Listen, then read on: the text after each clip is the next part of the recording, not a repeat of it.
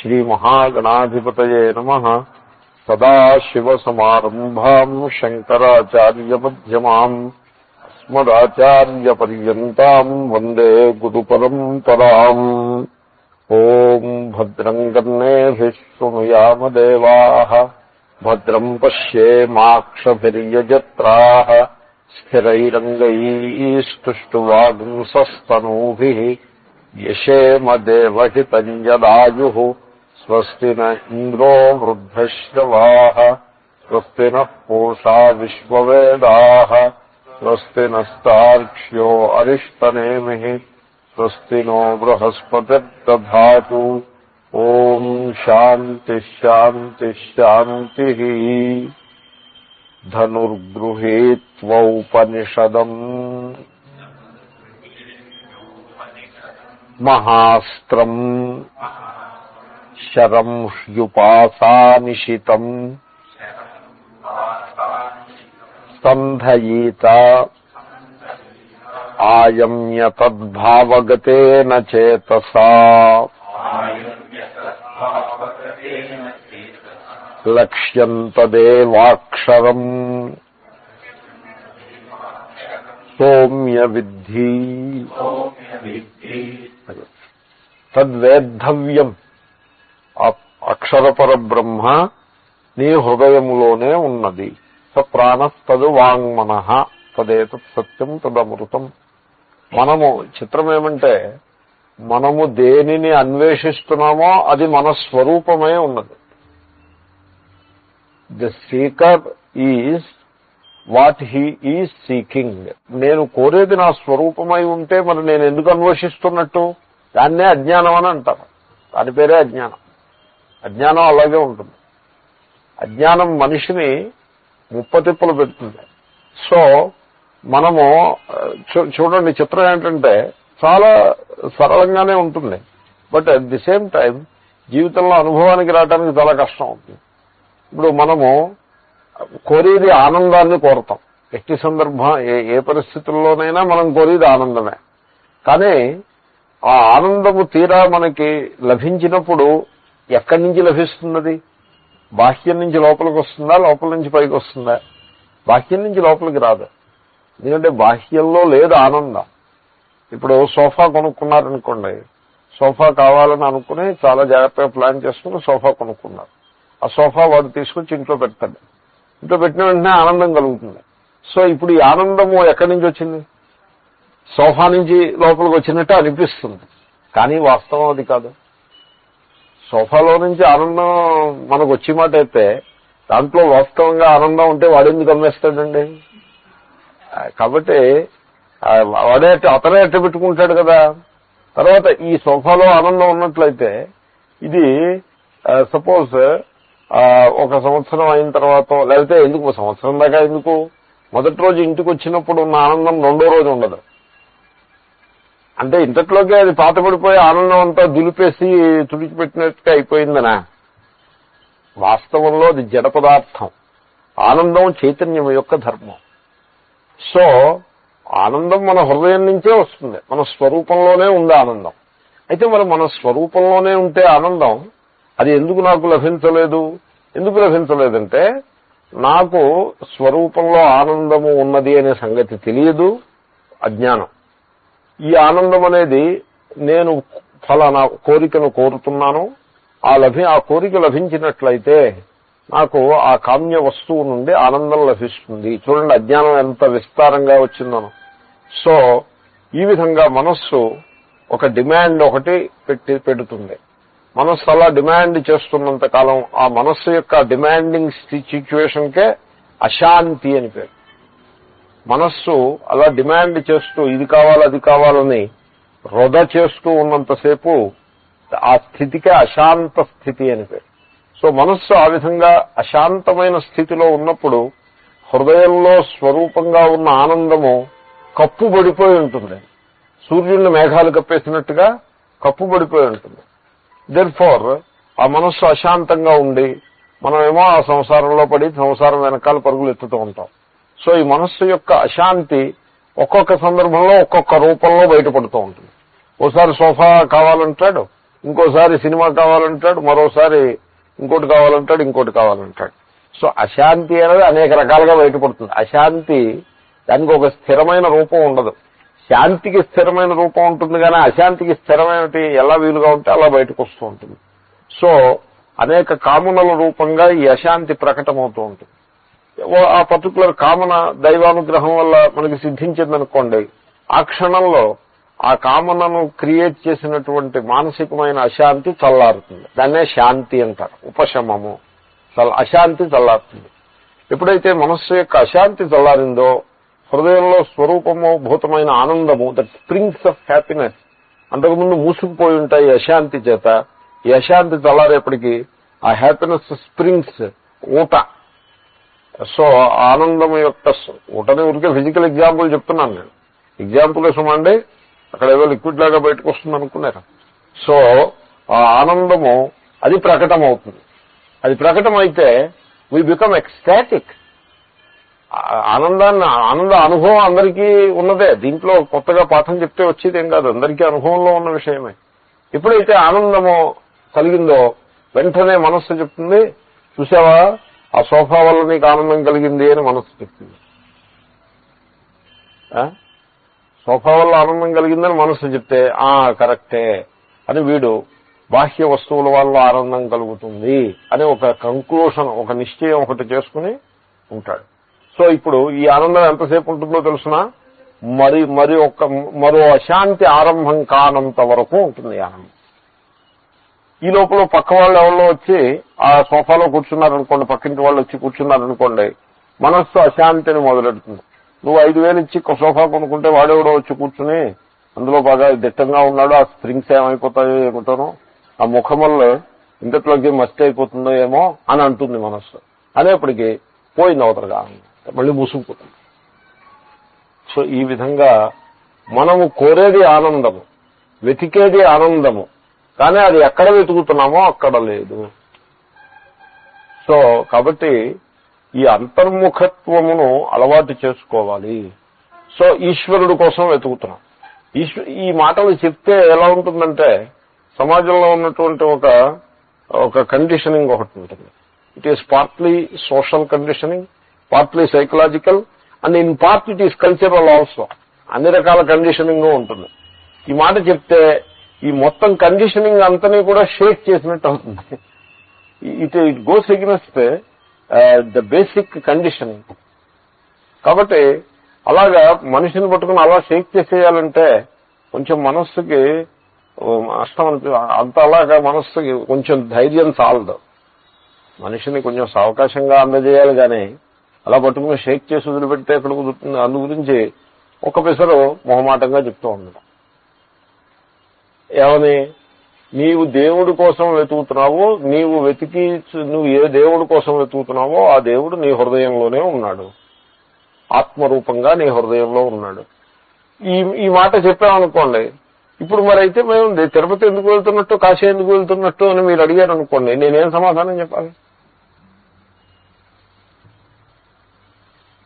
ప్రతిమా స్థూల బుద్ధీనాం సర్వత్ర విదితాత్మనాం అగ్నిర్దేవో ద్విజాతీనాం మునీనాం హృది దైవతం ప్రతిమా స్థూల బుద్ధీనాం సర్వత్ర విదితాత్మనాం అని మనుస్మృతికారుడు. సో వైదికులకు అగ్నియే దైవము. ఇప్పుడు అగ్ని ఉంటుంది, అదే దైవం. వైదికులకి అగ్నిలో హోమం చేస్తారు, అదే దైవం. మా దగ్గర ఒక గ్రూప్ ఒకటి ఉంది, వాళ్ళు ప్రతి ఆదివారము, బొలారం గ్రూప్ వాళ్ళు ప్రతి ఆదివారం యజ్ఞం చేస్తారు, అదే వాళ్ళకి దైవం. Clean, no problem. సో మునీనాం హృది దైవతం, మననశీలురు అంతర్ముఖులైన వాళ్ళకి హృదయంలో ఉన్నది దైవం.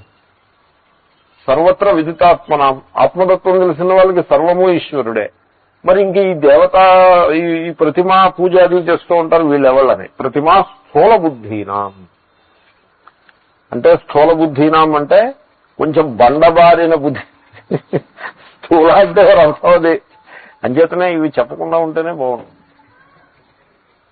సో ఆత్మరూపంగా పరమేశ్వరుడు మీ హృదయంలో ఉన్నాడు. కాబట్టి తద్వేద్ధవ్యం సౌమ్య విద్ధి నీవు మనస్సు యొక్క సమాధానమును అలవరుచుకో. అక్కడ తేలేను నిన్న. మనస్సమాధానము, సమాధి కాదు, సమాధానమే. సమాధి అక్కర్లేదు.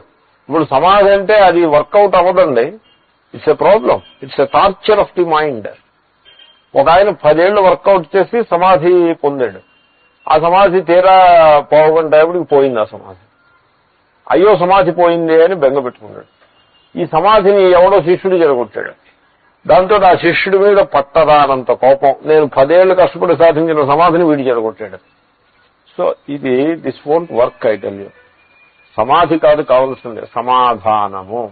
కాదండి మరి అక్కడ సమాధి అనే పదం ఉందంటే ఆ పదానికి అర్థం సమాధానం అనే. సో కావాల్సింది ఏమిటంటే అవేర్నెస్ అండ్ అలర్ట్నెస్, అది కావాలి. కానీ ఫోకస్ సింగిల్ అలాగా మనస్సుని what you call to stun it అంటారు. చిత్తవృత్తి నిరోధ. మనస్సు అలా కదలడానికి వీల్లేదు, అంతే. కదలిక రాకూడదు అని మీరు ప్రయత్నం చేస్తే కదలిక వస్తూనే ఉంటుంది. అంటే ఏమైపోతుంది, మీరు చేసే ప్రయత్నము it is bound to be defeated quite often. దాంతో ఏమవుతుంది, ఫ్రస్ట్రేషన్ వచ్చేస్తుంది. కాబట్టి మనం చేసే ప్రయత్నం కూడా ఎలాంటిది ఉండాలంటే అది సక్సెస్ అయ్యే ఛాన్స్ ఉన్న ప్రయత్నం చేస్తే ఉత్సాహంగా ఉంటుంది. సక్సెస్ అయ్యే ఛాన్స్ ఉన్న ప్రయత్నం కాకుండా సక్సెస్ అయ్యే అవకాశం లేని ప్రయత్నం చేసామనుకోండి, నిరుత్సాహం వచ్చేస్తుంది. ఇప్పుడు నేను వెళ్ళి ఎగ్జిబిషన్ గ్రౌండ్ లో ఉపనిషత్ పాఠం మొదలుపెట్టాను అనుకోండి, ఊళ్ళో వాళ్ళందరికీ పత్రికలు పంచిపెట్టి, I will be utterly frustrated. ఎందుకంటే ఎవరు రారు, వచ్చినా పావుగంట యాభైకి లేచకపోతాను. ఏమిటి ఉపనిషత్తు ఇలా ఉంది. కాబట్టి మనం చేసి ప్రయత్నం అనేది సక్సెస్ అయ్యే ఛాన్స్ ఉన్నదే పట్టుకుని దాన్నే చేయాలి. సో ఎనీవే సమాధానము కావాలి. ఈ సమాధానాన్ని మనస్సమాధానము, దాన్ని చిత్త సమాధానము అంటారు.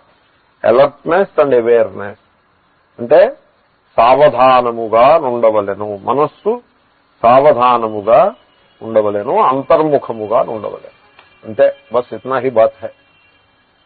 సో ఎలాగా మనస్సుకి ఆ సావధానతని, ఆ అంతర్ముఖత్వాన్ని నేర్పడం ఎలాగేమిటి? మనస్సు యొక్క సమాధానము అనేది నీకు సుతరాము తెలియని సంగతి ఏం కాదు.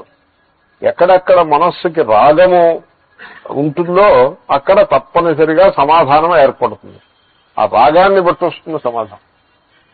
సో మనం రాగాన్ని పెంచి కూర్చుంటాము, దాంతో దాన్నే పునఃపునః పర్యాలోచనం చేస్తూ ఉంటాము. దాని ఎందే మనస్సు ఫిక్స్ అయిపోయి ఉంటుంది. మన మనస్సు చాలా చిత్రం. మీరు ఆలోచిస్తే, అంటే ఆలోచించడం అంటే you have to examine your self అనమాట. మన అంతర్ముఖంగా ఉండి మన మనస్సుని మనమే పరిశీలించడం అలవాటు చేసుకోవాలి. సో ఆ విధంగా మీరు పరిశీలిస్తే మీకు అర్థమైపోతుందో సంగతి. అదేమిటంటే మనస్సు కొన్ని అంశములలో ఒక గాడిలో పడ్డట్టుగా అయిపోతుంది. ఇప్పుడు చక్రం గాడిలో పడిందనుకో, ఈ పక్కకి ఆ పక్కకి ఇంకా రాదు, ఆ గాడిలోనే ముందుకు పోతూ ఉంటుంది, పట్టాల మీద బండిలా. సో అదేవిధంగా మనస్సుకు కూడా కొన్ని గాడిలు ఉంటాయి, కొన్ని ఫిక్స్డ్ గ్రూవ్స్ ఉంటాయి మనస్సుకి. ప్రతివాడికి ఓ గ్రూవ్ ఉంటుంది. తక్కువని మనస్సు వెళ్ళి దాంట్లో పడిపోతుంది. పడిపోగానే ఇంకా అంతే, దాంతో వాడు కుస్తీ పడుతూ ఉంటాడు. అది పాజిటివ్ అయితే పాజిటివ్, నెగిటివ్ అయితే నెగిటివ్. ఇప్పుడు ఒక అతను మామూలుగా విశ్రాంతిగా కూర్చున్నాడు, ఇంతట్లోకి పేకాట గుర్తుకొచ్చేది. అంటే ఆ పేకాట అనే గాడిలో పడిపోయింది అన్నమాట. ఇంకా అతను కూర్చోలేడు అరుగు మీద. He has to collect 6 people and he has to start. దానికోసం ఫోన్లు చేస్తాడు, ఇటు పరిగెడతాడు, అటు పరిగెడతాడు, జనాల్ని పోగేస్తాడు. ఆ తర్వాత పైగా నేను ఒక ఆయన చూశాను, ఆయన అంటాడు, ఏమిటండి అస్తమానం ఇంట్లో కూర్చుని బెల్లం బిడ్డలతో ఏం మాట్లాడతారు, పెగట అడుగున్నామంటే ఒక్కడు కూడా రాడే అని ఊళ్ళో వాళ్ళ మీద ఒక రకమైన ఫ్రస్ట్రేషన్ కూడా వస్తుంది నిజంగా. సో ఈ విధంగా అది మనస్సు గాడిలో పడిపోతుంది. వదండి దిక్మాల పేదట వదిలిపెట్టేయండి అంటే హీ కెనాట్. ఆ మనస్సు ఆ గాడిలో పడిపోయిందంటే దాని నుంచి బయటికి రావడం కష్టం. ఈ కామనలన్నీ కూడా అటువంటివే, మనకుండే కోరికలన్నీ కూడా అలాంటి కోరికలే. కాబట్టి మనం గమనించాలి, ఎవడి మటుకు వాడు తన మనస్సులో చూసుకోవాలి. చూసుకుని ఓహో what are these grooves that I have developed. ఏ గ్రూవ్స్ నేను డెవలప్ చేసి కూర్చున్నాను అని మనం గమనిస్తే మనకి దొరికిపోతాయి. మనకే ఇంకెందుకు దొరకవండి, మన మనస్సు మనకి తెలుస్తూ ఉంటుంది కదా, మనకి దొరికిపోతాయి. Okay, this is the groove, this is the groove, this is the groove అని. ఎప్పుడైతే ఆ గ్రూవ్ లో పడితోందో మనస్సు, బస్ you have to become alert. My god, this is not desirable అని మీరు దాన్ని జాగ్రత్తగా మనస్సుని ఆ గ్రూవ్ లో పడనివ్వకుండా కాపాడుకోవాలంటే మీరు ఏం చేయనక్కర్లేదు, ఆ అలర్ట్నెస్ ఉంటే పడదంతే. ఒకవేళ గ్రూవ్ లో పడిందనుకోండి, మనస్సు అదే ధోరణిలో ఆలోచించుకుంటూ పోతుందనుకోండి, at least then you should become alert. ఈ మనస్సు నిన్న పొద్దున్న గురువులో పడింది, ఇదే ఐడియాలో, ఇదే బిల్డప్ లో పడింది, మళ్ళీ అవే థాట్స్ ఇవాళ పొద్దున్న మళ్ళీ బిల్డప్ లో పడింది. ఇగో ఈ మనస్సు ఇలాగే గురువులో పడిపోతూ ఉంటుంది అని గమనించి you should not pursue it. దానికి అక్కడ ఫుల్ స్టాప్ పెట్టేసి I will not think about it అని మీరు కొంచెం మనస్సు రివోల్ట్ తీసుకొస్తూ ఉంటుంది, విప్లవాలను తీసుకొస్తూ ఉంటుంది లోపల నుంచి. No nothing doing, you think about it అని, I like thinking about that, I love thinking about that అని మనస్సు ఒక రకమైన విప్లవాలను ఒకటి నిర్మాణం చేస్తుంది లోపల నుంచి. దాన్ని మీరు అధిగమించి, మీ యొక్క విల్ పవర్ ఉపయోగించి దాన్ని అధిగమించి జాగ్రత్తగా మనస్సుని ఆ గాడిలోంచి పక్కకి తప్పించి ఇంకో టాపిక్ మీదకి తీసుకువెళ్లి, ఆ విధంగా మీరు కొన్నిసార్లు చేసేప్పటికీ గ్రాడ్యువల్ గా ఆ గ్రూవ్, ఆ గాడి అనేది ఒక లక్షణం ఉంది మనస్సుకే, అది క్రమంగా క్లియర్ అయిపోతుంది. సో ఈ విధంగా మనము ఊళ్ళో వాళ్ళని పరిశీలించటము, బంధుమిత్రులను పరిశీలించటము ఇదంతా అనవసరం. ఊళ్ళో వాళ్ళని పరిశీలించారనుకోండి ఏమీ ఉపయోగం లేదు. వాళ్ళు మారరు, పెట్టరు, వాళ్ళు అలా ఎలా ఉంటారో అలాగే ఉంటారు. ఇప్పుడు మన మనస్సును మనం పరిశీలించటం అలవాటు చేసుకోవాలి. మన అహం, మన ఈగో ఉందదే, ఈ ఈగో ఏ విధంగా పనిచేస్తోంది, what are its ways of functioning అన్నది మనం గమనించాలి. చాలా చిత్రమైన విషయం. ఇప్పుడు 3 స్త్రీలు ఒకే వ్యక్తిని ప్రేమిస్తున్నారు. ఎలాగా? తల్లి, చెల్లెలు, భార్య, 3 స్త్రీలే కదండి. ఒక వ్యక్తి ఉన్నాడు, ఆయన తల్లి, ఆయన చెల్లెలు లేక సోదరి, చెల్లెలో లేక అక్కో వాటెవర్, అంటే భార్య, 3 ఉన్నారు. ఈ 3 కూడా అదే వ్యక్తిని ప్రేమిస్తారు. తల్లి ఆ వ్యక్తిని ప్రేమిస్తుంది, కొడుకు. చెల్లెలు లేక సోదరి ఆ వ్యక్తిని ప్రేమిస్తుంది, సోదరుడు ఆ వ్యక్తి యొక్క క్షేమాన్ని కోరుతుంది, ప్రేమిస్తుంది. భార్య ఆ వ్యక్తిని ప్రేమిస్తుంది. సో 3 యొక్క ప్రేమకు ఆశ్చర్యము, ఫోకస్ ఒకే వ్యక్తి. సో 3 వ్యక్తులు 3 మనుష్యులు, 3 వ్యక్తులు ఒకే ఎంటిటీని ప్రేమిస్తున్నప్పుడు, సో 3 ఒకే పార్టీలో ఉన్నట్టుగా అయిపోయింది.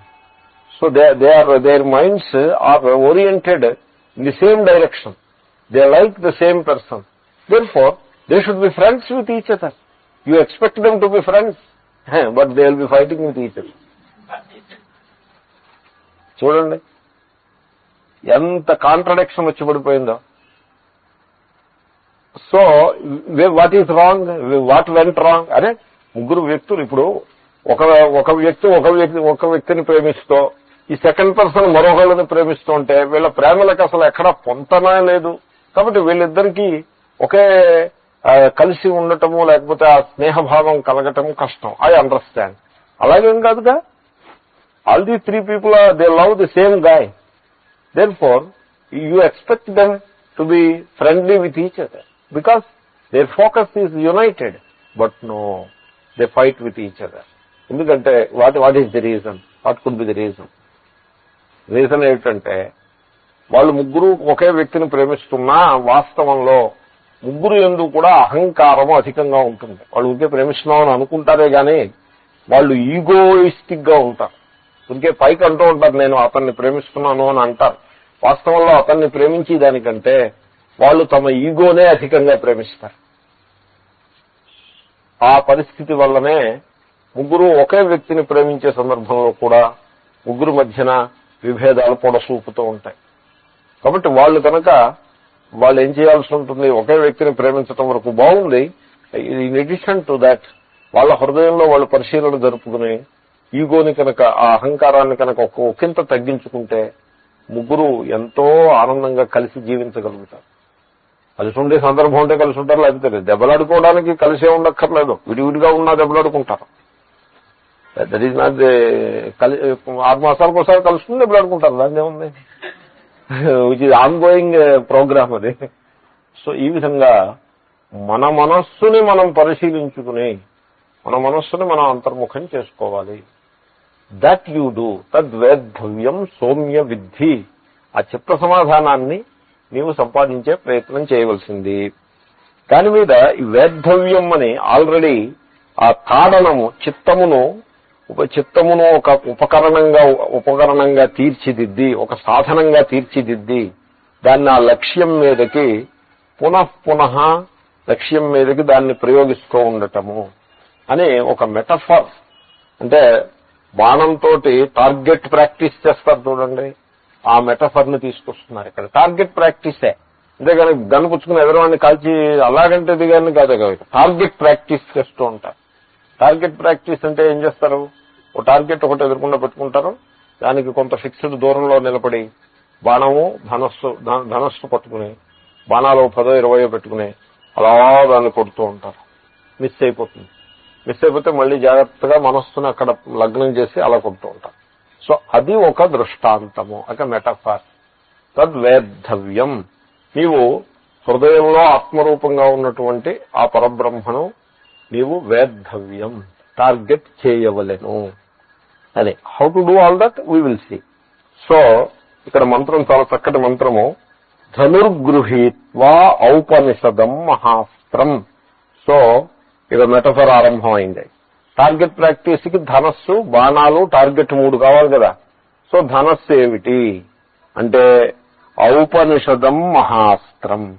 ఉపనిషత్తులలో బోధించబడేటువంటి ఏ బోధ కలదో అది ఏ ధనస్సు.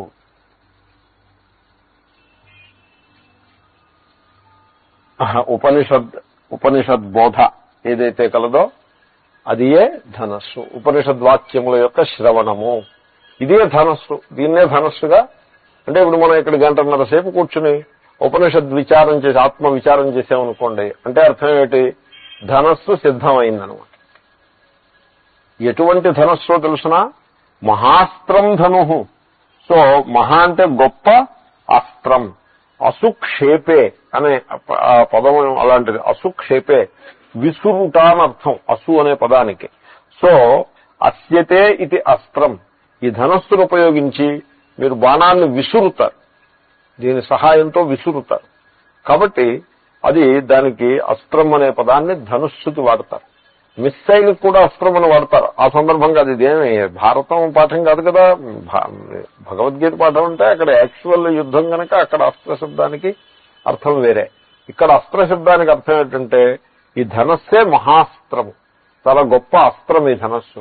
ఎలాగా, ఈ ధనస్సు ఉపయోగించి ఆ బాణాన్ని ఈ ధనస్సు మీద ఎక్కుపెట్టి ఆ బాణాన్ని టార్గెట్ మీదకి విడిచిపెడతారు.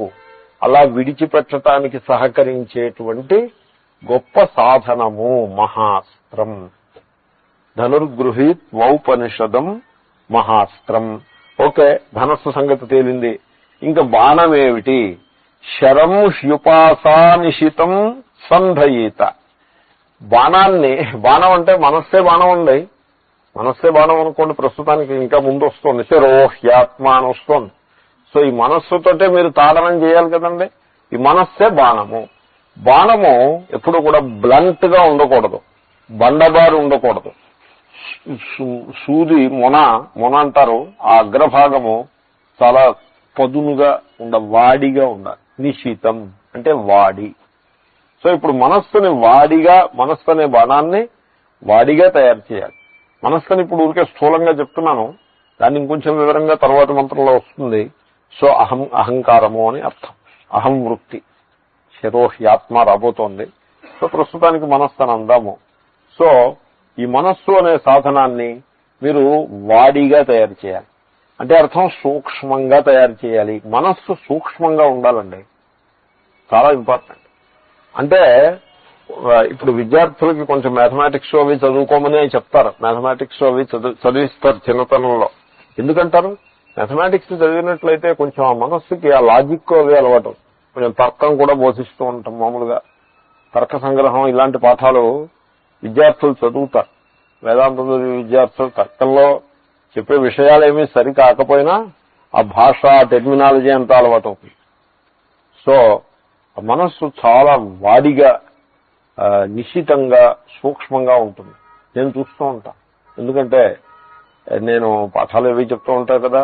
ఇప్పుడు మీరందరూ ఎంత ఉన్నతమైన స్థానాల్లో ఉన్న వ్యక్తులు, హైలీ ఎడ్యుకేటెడ్ పీపుల్ కదా.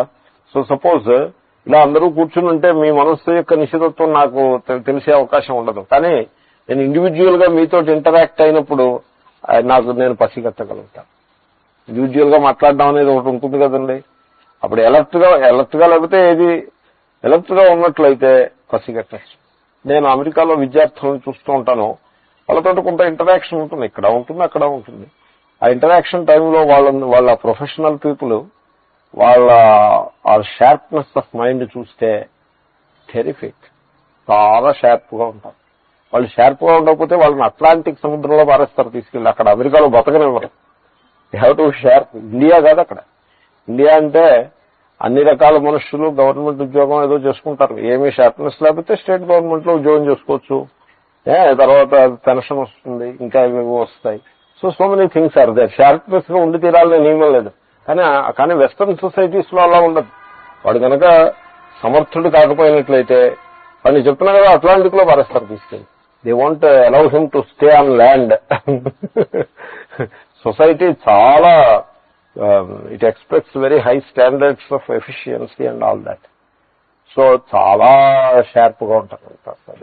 I'm amazed at their sharpness. వాళ్ళు వచ్చి క్లాస్లో కూర్చుంటారు. మీరు పాఠం చెప్తుంటే వాళ్ళు అన్ని గమనిస్తూ ఉంటారు. Everything they notice. Anyway the point is మనస్సుకి అటువంటి నిశ్చితత్వాన్ని మనం సంపాదించాలి. సూక్ష్మంగా ఉండాలి. ఈ మనస్సుకి సూక్ష్మత ఎలా వస్తుందో చెప్తా చూడండి. మనస్సు పవిత్రంగా ఉండాలి, సూక్ష్మంగా వాడిగా ఉండాలి. రెండు లక్షణాలు. దుష్టంగా ఉండకూడదు. వాడు చాలా దుర్మార్గుడు, ఎప్పుడు కూడా ప్లాన్లు వేస్తూ ఉంటాడు. శకుని మనస్సు కూడా చాలా సూక్ష్మంగా ఉంటుందని అంటారే, అలా ఉండకూడదు. సో నాదెళ్ల భాస్కర్రావు మనస్సులాగా ఉండకూడదు. అలా ఒకప్పుడు పాపం రామారావు గారు ఉన్నప్పుడు ఆయన ఏదో ప్లాన్ వేసినట్టుగా హిస్టరీలో చదువుతాం. I don't know what he is doing now. At one time he was suppose to be very sharp minded gentleman అని అప్పట్లో రాసేవారు. Whatever it is. So అలాగంటిది కాదు కావాల్సింది. పవిత్రము, తర్వాత సూక్ష్మ గ్రాహిత్వము చాలా ఇంపార్టెంట్. అది కొంతమంది మనస్సు బండగా ఉంటుంది. వాళ్ళు బండగా ఉంటుందంటే చాలా సూపర్ఫిషియల్ గా ఉంటుంది.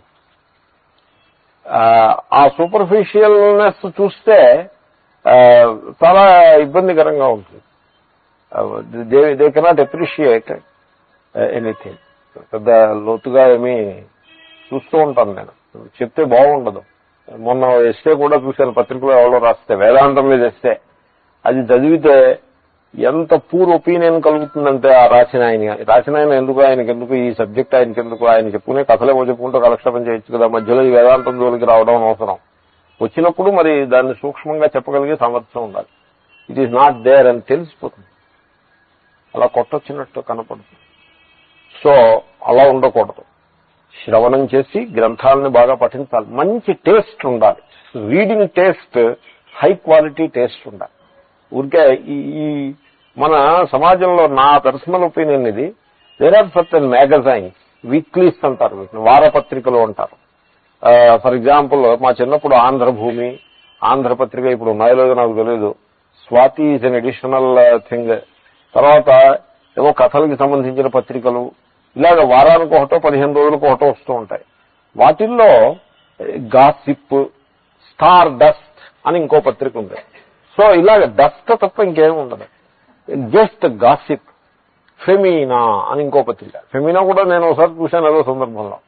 సో లేడీస్ కి సంబంధించిన పత్రిక, జెంట్స్ కి సంబంధించి ఏవో ఉంటూ ఉంటాయి. All kinds of very loosely organised పత్రికలు ఉంటాయి. వాటిల్లో ఏమీ సారం ఉండదు. వీళ్ళు ఏం చేస్తారంటే అవన్నీ కొనేస్తూ ఉంటారు. తర్వాత ఈ పత్రికలకు ఒక క్లబ్ కూడా పెట్టుకుంటారు. 60 మంది కలిపి 10 కొంటారు. అది అలా సర్క్యులేట్ చేస్తూ ఉంటారు. ఈ పని మీరు 1 సంవత్సరం చేస్తే మీకు ఇంక వేదాంతం అనేది మీకు అర్థమైతే నేను చెవి కోసిచ్చేస్తాను. రియల్లీ రీడింగ్ అంటే ఎలా ఉండాలో తెలుసునా, very high standard reading, very మంచి టేస్ట్ ఉన్నటువంటి రీడింగ్ చేయాలి. కానీ ఊరికే సూపర్ఫిషియల్ రీడింగ్ చేసినట్లయితే అది ఆరోగ్యానికి కూడా మంచిది కాదు. ఎందుకంటే బ్రెయిన్ న్యూరాన్స్ డల్ గా అయిపోతాయి. అక్కడ nothing fires in the brain. ఏది neurons have to fire. Neurons fire చేస్తూ ఉండాలండి. ఫైర్ చేస్తూ ఉంటే then you will remember things and you can say a few meaningful things. Neurons కి ఫైర్ చేసే శక్తి కూడా పోతుంది. They become dull. ఎలాగంటే మీరు ఇప్పుడు సపోజ్ ఒక లెగ్స్ ఉన్నాయనుకోండి, హ్యాండ్స్ లెగ్స్, మీరు ఏమీ అసలు ఒక్కసారి కూడా బెండ్ అనేది కూడా చేయకుండా, ఏ రకమైన ఎక్సర్సైజ్ చేయకుండా అట్టి పెట్టారనుకోండి, అటువంటి లెగ్స్ హ్యాండ్స్ ఆ లింబ్స్ అన్ని ఎలా తయారవుతాయండి, చాలా డల్ గా తయారవుతాయి. ఎజిలిటీ అంటారు చూడండి, అది ఉండదు. అదేవిధంగా శరీరావయవాల విషయంలో బుద్ధి కూడా అంతే. ఈ న్యూరాన్స్ కూడా వాటిని మీరు వినియోగించడం మన ఆఫీసులో వినియోగించరు, ఇంట్లో వినియోగించరు. తర్వాత ఇటువంటివన్నీ చదువుతారు, చదివి ఛాన్స్ ఆఫీసర్ ఉంటే దాన్ని ఈ విధంగా చేస్తారు. దాంతో ఆ న్యూరాన్స్ డల్ అయిపోయి ఎందుకు పనికి రాకుండా తయారవుతాయి. ఉంటే గాసిప్కి తప్ప ఇంక దేనికి పనికిరావు. అంచేతే people they engage themselves in an elaborate gossip. Gossip అనే తెలియకుండానే గాసిప్లో పడిపోతూ ఉంటారు. మీకు న్యూస్ పేపర్ ఉందనుకోండి, it's a gossip at the higher, at a huge level, social level gossip. News paper అంత గాసిప్ అదే కానీ మరొకట్లేదు. బట్ ప్రతిదాన్ని సెన్సేషనలైజ్ చేసి రాసేస్తూ ఉంటారు.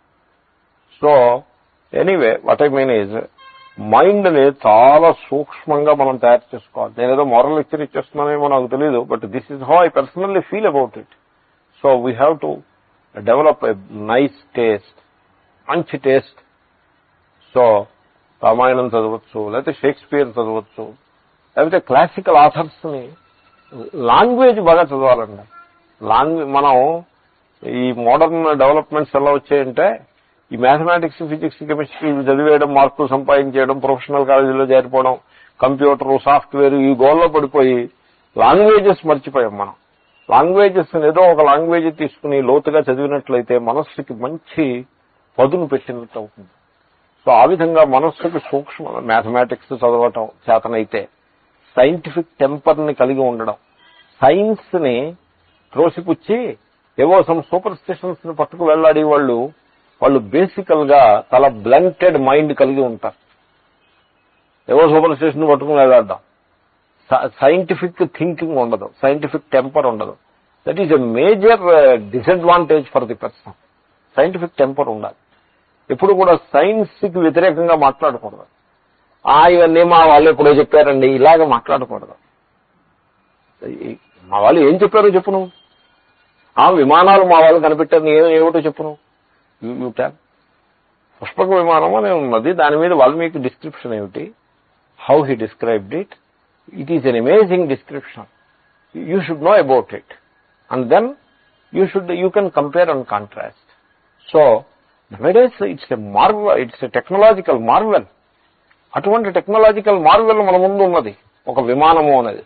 At the same time Valmiki Maharshi దీని గురించి మాట్లాడుతున్నారు అని మీరు ఆ రకంగా ఇది తెలుసుకోవాలి, వీలైనంత వరకు అది తెలుసుకోవాలి, దీన్ని మర్యాద ఇవ్వాలి, దీనికి విలువ ఇవ్వాలి, దానికి విలువ ఇవ్వాలి. కానీ అది తెలియదు, ఇది తెలియదు, ఇదంతా ఎప్పుడో అయిపోయిందండి అని అంటూ ఉన్నాం. అంత loose talk, no head and no tail. అలాగంటే పద్ధతి ఉండకూడదు. కరెక్ట్ సైంటిఫిక్ టెంపర్ ఉండాలి. సో అలాగే మందుల విషయంలో నేను చూస్తూ ఉంటానండి. ఇప్పుడు రోడ్డు వారు పెట్టి అమ్ముతూ ఉంటారు మందులు. అంత హియర్సే తప్ప దాంట్లో మీకు నాలెడ్జ్ అనేది ఎక్కడా ఉండదు. వాళ్ళు ఏదో చేస్తూ ఉంటారు. ఐఎమ్ నాట్ ఎగ్నెస్ట్ వాళ్ళ life style, what ever it is. Road పక్కన పెట్టి ఇదిగో ఈ మందు ఉంది, ఆ మందు ఉందని చెప్పేసి everybody is a doctor. Who is not a doctor? So అలాగా సూపర్ స్టిషన్ బేసిస్ గాను ఉండకూడదు. తర్వాత ఈ సూపర్ స్టిషన్ పెంచేస్తూ ఉండటం. There are other branches of, there are so called branches of knowledge which support superstition. అలా ఉండకూడదు. ఆ సూపర్ స్టిషన్ పెంచేస్తూ ఉండదు. న్యూమరాలజీ అన్నాం. నీ నెంబర్ ఎంత, నీ డేట్ ఆఫ్ బర్త్ ఎంత, 14 అయితే నీకు 42వ ఏట గండం ఉందన్న. వీడి ఇంకా అక్కడి నుంచి గండం నా మొహం అంతా సూపర్ స్టిషన్, A to Z అంతా సూపర్ స్టిషన్. అదేదో పెద్ద విజ్ఞానం కింద పట్టుకుని వీడు బతికేస్తూ ఉంటాడు. వాడు డబ్బులు సంపాదించిన వీడు బాగానే ఉంటాడు, ఆ సమాచారం పట్టుకుని వీడు దుఃఖిస్తూ ఉంటాడు. అలాంటి వాటిని దరిదాపులకు రానివ్వకూడదు. వాళ్ళకి డబ్బులు ఇచ్చి పంపించేయాలే కానీ దరిదాపులకు రానివ్వకూడదు. ఒక ఆయన నా దగ్గరికి వచ్చారు, నేను ఋగ్వేదం చదువుకున్నాను. నేను అన్నాను, మీరు చూడండి, మీకు ఏదైనా నేను కావలసిన ధన సహాయం చేస్తాను, మీరు నా దగ్గర చెప్పి మాట సత్యం మాట మాత్రం మీరు చెప్పండి, నేను నిజంగా చదువుకున్నాను ఋగ్వేదం అంటే లేదన్నాను. మరి ఎందుకు అలా అసత్యం ఎందుకు పలుకుతారు? పొద్దున్నే అసత్యం ఎందుకు చెప్పడం? అలా అసత్యం చెప్పకుండా జీవించగలరేమో ఆలోచించండి అని నాకు ఇది అతనే సహాయం ఎందుకు చేసి పంపించా. So what I mean is, so superstition ని సమాజంలో ప్రవేశపెట్టడం చాలా తప్పది. మనం కూడా అలా సూపర్ స్టిషస్ గా ఉండకూడదు. మనస్సుని వాడిగా పెట్టుకోవాలి, అట్ ది సేమ్ టైం పవిత్రంగా పెట్టుకోవాలి. రాగద్వేషాలను పెట్టుకోకూడదు, తీవ్రమైన రాగద్వేషాలు ఉండకూడదు. వాడు నాకు అపకారం చేశాడు అని వాడి మీద ప్రత్యేకమైన ద్వేషం, వీడు నాకు బాగా కావాల్సిన వ్యక్తి అని వాడి మీద రాగము. ముఖ్యంగా సంతానం విషయంలో జనులు రాగాన్ని కలిగి ఉంటారు, దాన్ని ఓవర్కమ్ చేయాలి. పుత్రైషణాయాశ్చ విత్తైషణాయాశ్చ లోకైషణాయాశ్చ వ్యుత్థాయాథ భిక్షాచర్యం జరంతే అని బృహదారణ్యకోపనిషత్తు చెప్పింది. అది మన కోసమే చెప్పిందండి. అది ఎవరో అడవుల్లో కూర్చుని మనుషుల కోసం, అడవుల్లో కూర్చుని వాళ్ళకి పుత్రులు అవి సన్యాసుల కోసమనో బ్రహ్మచారుల కోసమనో చెప్పింది కాదు, అది గృహస్థుల కోసం చెప్పారు. దాన్ని పుత్రైషణాయా వ్యుత్థాయ, నీవు ఆ పుత్ర అంటే సంతానమునందు ఉండేటువంటి ఆసక్తి చాలా problematic. It binds, it stifles the person. అవతల వాడికి ఫ్రీడమ్ ఉండదు, వీడికి ఫ్రీడమ్. అలాగా చాలా స్టైఫ్లింగ్ గా ఉంటుంది ఈ ఆసక్తి. ఈ జనరేషన్ ఎలా వచ్చేసిందంటే, ఇప్పుడు పిల్లలు ఆసక్తిని వాళ్ళు ఇష్టపడరు, దే వాంట్ ఫ్రీడమ్. ఇప్పుడున్న యంగ్స్టర్స్ అలా ఉంటారు, వాళ్ళు they want be free. They don't want the parents, they don't want to piggyback whatever they call, they don't want it. Parents వాళ్ళ మూవ్మెంట్స్ ని ప్రతి క్షణం పరిశీలించడం వాళ్ళు ఇష్టపడరు. Dad give me a break, that is the standard dialogue. డాడ్కి అయితే give me a break అంటాడు, మామ్ అయితే అది కూడా మామ్ అంటాడు. అంటే అర్థం ఇంకా డాష్ డాష్ డాష్. మామ్ మీన్స్ ఇంక డోంట్ టాక్ ఎనీమోర్ అని అర్థం. మామ్ అంటే ఇంకా చాలా ప్రేమ ఎక్కువ, చనువు ఎక్కువ. సో ఆ స్థితి తెచ్చుకోకూడదు పిల్లల విషయంలో. వాళ్ళకి మనం సహాయం చేయాలి, గైడెన్స్ ఇవ్వాలి, వాళ్ళ దారిని వాళ్ళని వదిలిపెట్టాలి. ఏం చేస్తాం అంతకంటే వాళ్ళకి 20-25 years వచ్చేసిన తర్వాత ఏదో చిన్నప్పుడు అమ్మగారు చెప్తూ ఉండేవారు, అడ్డాలలాడు బిడ్డలు కానీ గడ్డాలలాడు బిడ్డలు కాదనేవారు. అంటే ఒళ్ళు కూర్చోబెట్టుకున్నప్పుడు బిడ్డ వాడికి ఏమో సేవ అది చేయటం ఉంటుంది, కానీ వీడు పొద్దున్నే లేచి సేవ్ చేసుకుంటాడు, వీడి బిడ్డ ఏమిటి వాడు? Is not child anymore, is the father of a child himself. ఇంకా వాడి చైల్డ్ ఏమిటి? వాడి దారిని వాడిని వదిలిపెట్టేసి మన దారిని మనం ఉండాలి. ఏదైనా సహాయం చేయొచ్చు, మాట సహాయం చేయొచ్చు. ఈ విధంగా ఆసక్తి రాగము ద్వేషము అవి ఉండకూడదు.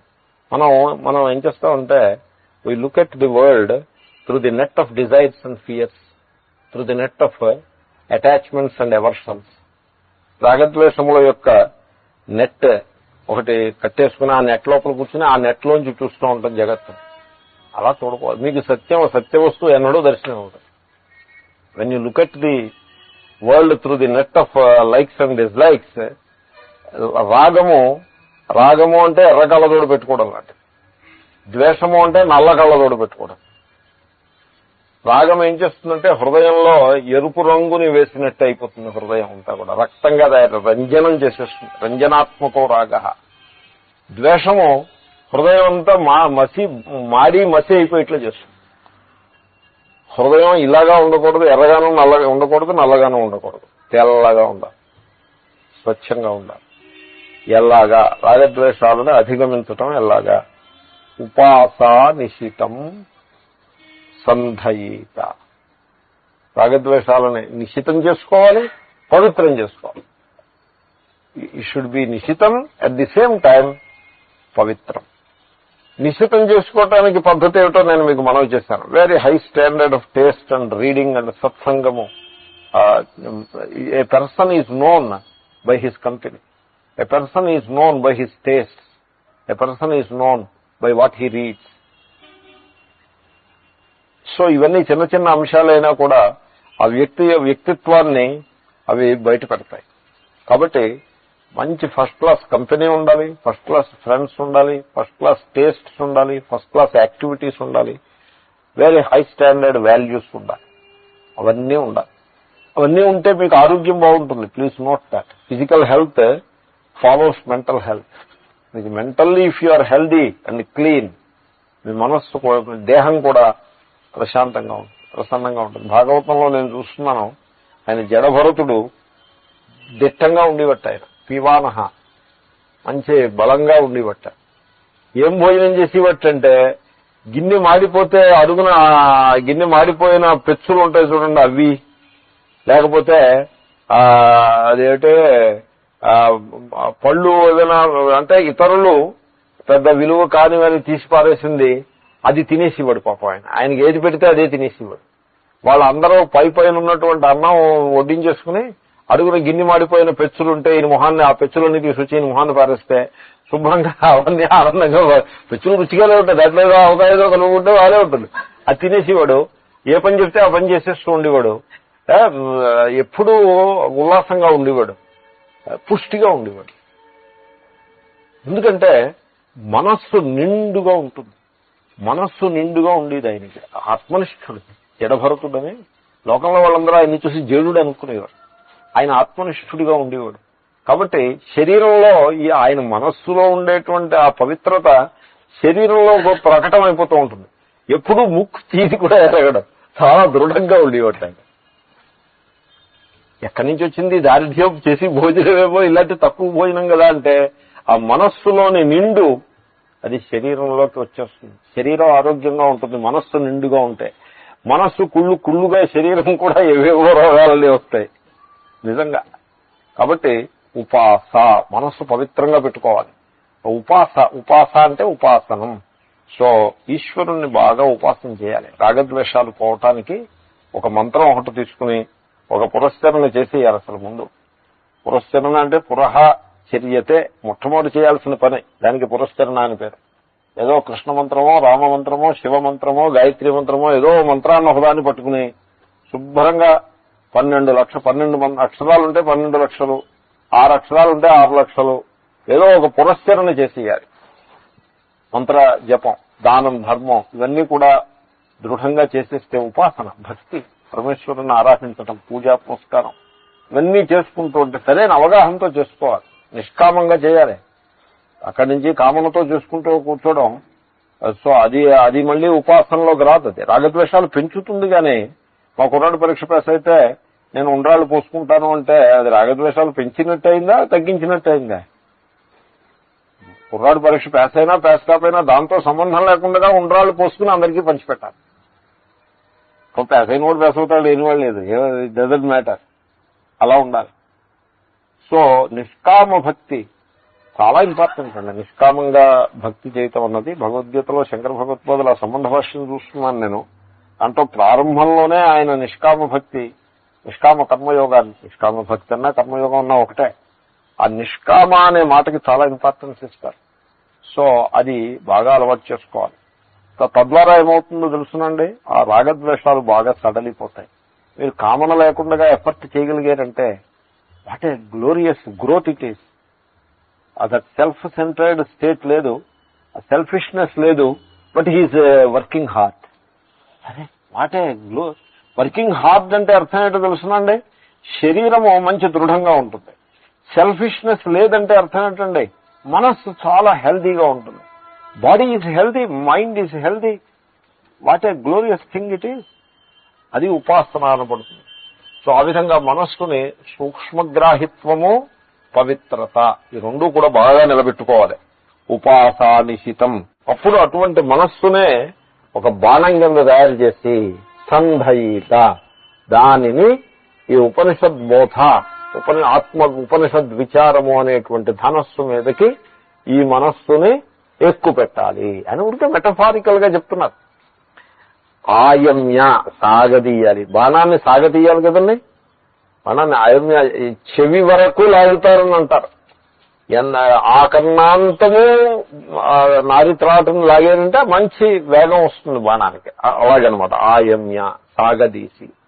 ఎలాగ సాగతీయడం, మనస్సుని ఎలా సాగతీస్తారు అంటే భావగతేన చేతస, తద్భావగతేన చేతస. భావము అంటే ప్రేమ. భావశబ్దము మొట్టమొదటిసారిగా మీకు ఉపనిషత్తులో మీరు వినుంటారు. భావము అంటే ప్రేమ.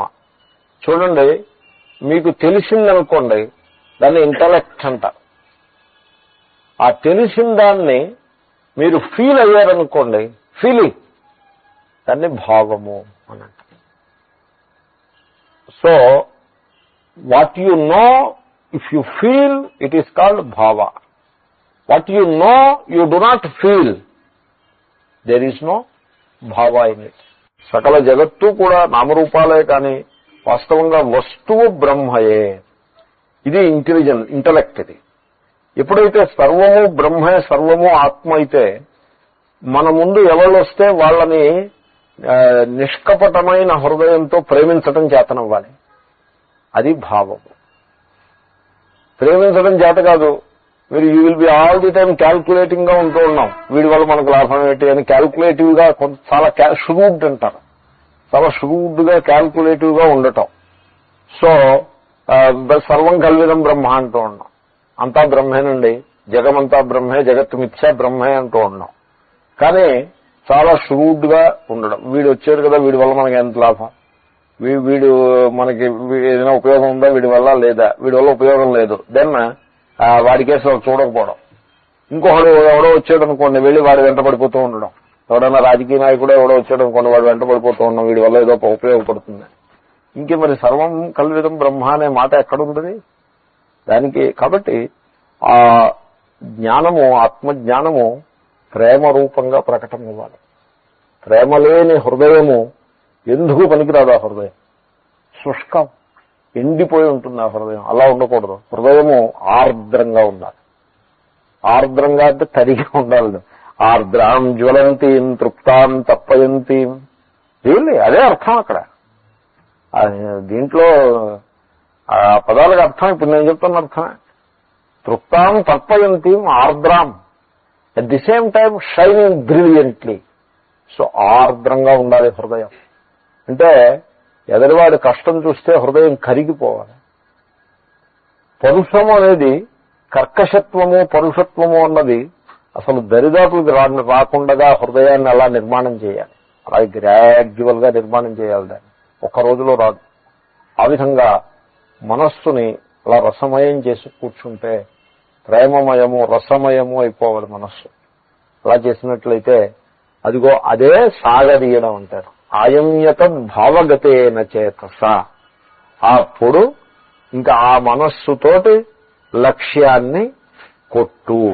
లక్ష్యం సౌమ్య విద్ధి. సో ఇంకా లక్ష్యం ఏమిటి? అటువంటి మనస్సుతోటి మీరు లక్ష్యాన్ని అటాక్ చేయాల్సి ఉంటుంది. అటాక్ చేయడం అంటే లక్ష్యాన్ని టార్గెట్ చేయాల్సి ఉంటుంది, లక్ష్యాన్ని కొట్టాల్సి ఉంటుంది. అంటే ఆ మనస్సుని లక్ష్యం వైపు ప్రసరింపజేయాలి అని అర్థం.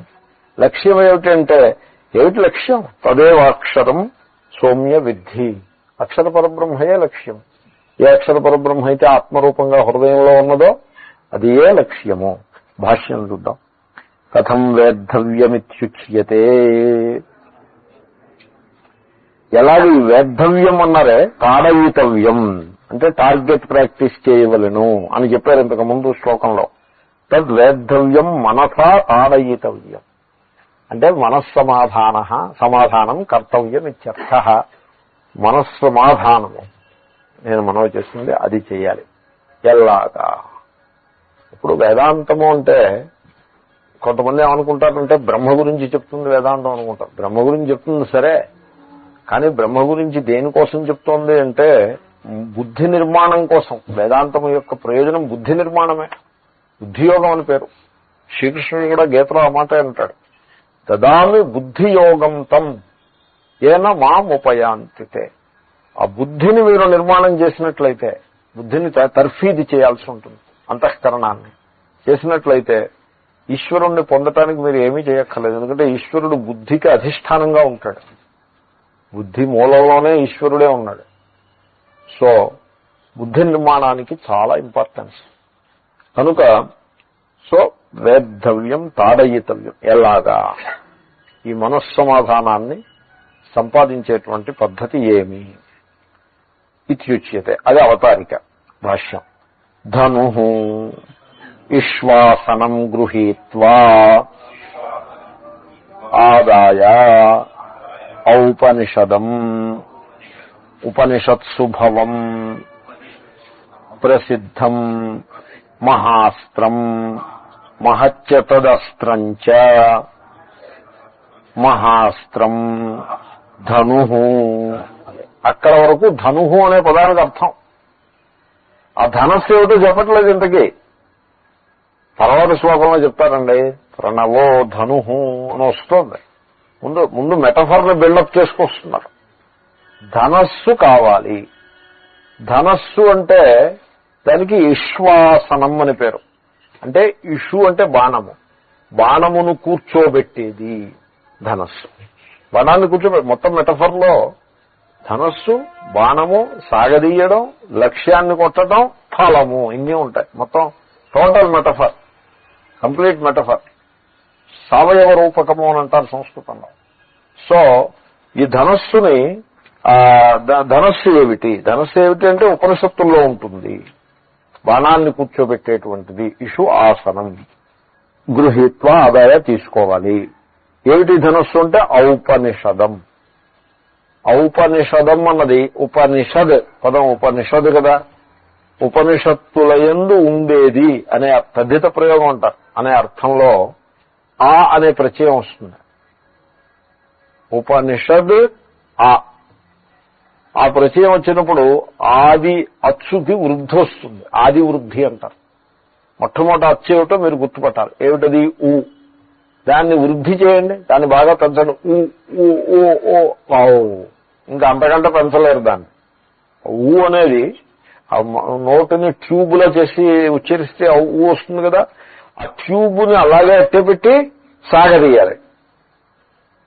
ఆవు. అది వృద్ధి అంటే. ఆది అచ్చుకి వృద్ధి చేస్తారు. ఆ అనే ప్రత్యయం చేరింది కదా. ఔపనిషద నపుంసకలింగ శబ్దం కనుక ఔపనిషదం. సో ఉపనిషత్సు భవం. ఈ ధనస్సు ఉపనిషత్తులలో ఉంటుంది. ధనస్సు ఎక్కడుంటుంది? షాప్లో ఉంటుంది.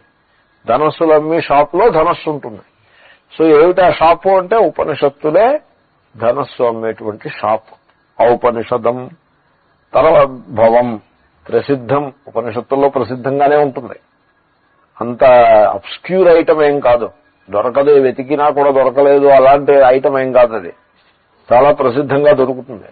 మీకు ఉపనిషత్తు దగ్గరికి వెళ్ళేప్పటికీ అక్కడే ఉంటుంది. అది ఔపనిషదం మహాస్త్రం. అది మహాస్త్రం, గొప్ప అస్త్రం. అది మహచ్చతద్ అస్త్రంచ, చాలా గొప్ప అస్త్రం.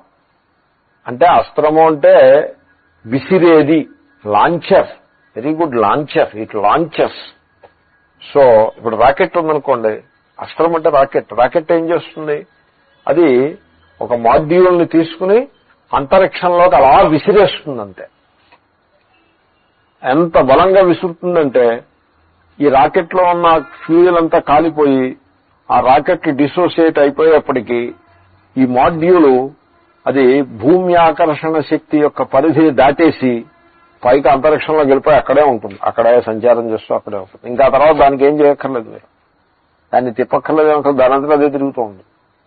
ఏదో కొంచెం డైరెక్షన్స్ అవి అవ్వాల్సి ఉంటుంది. రేడియో సిగ్నల్స్ అవి అవసరం అవుతాయి కదా. దానికోసం సోలార్ ప్యానల్స్ పెడతారు.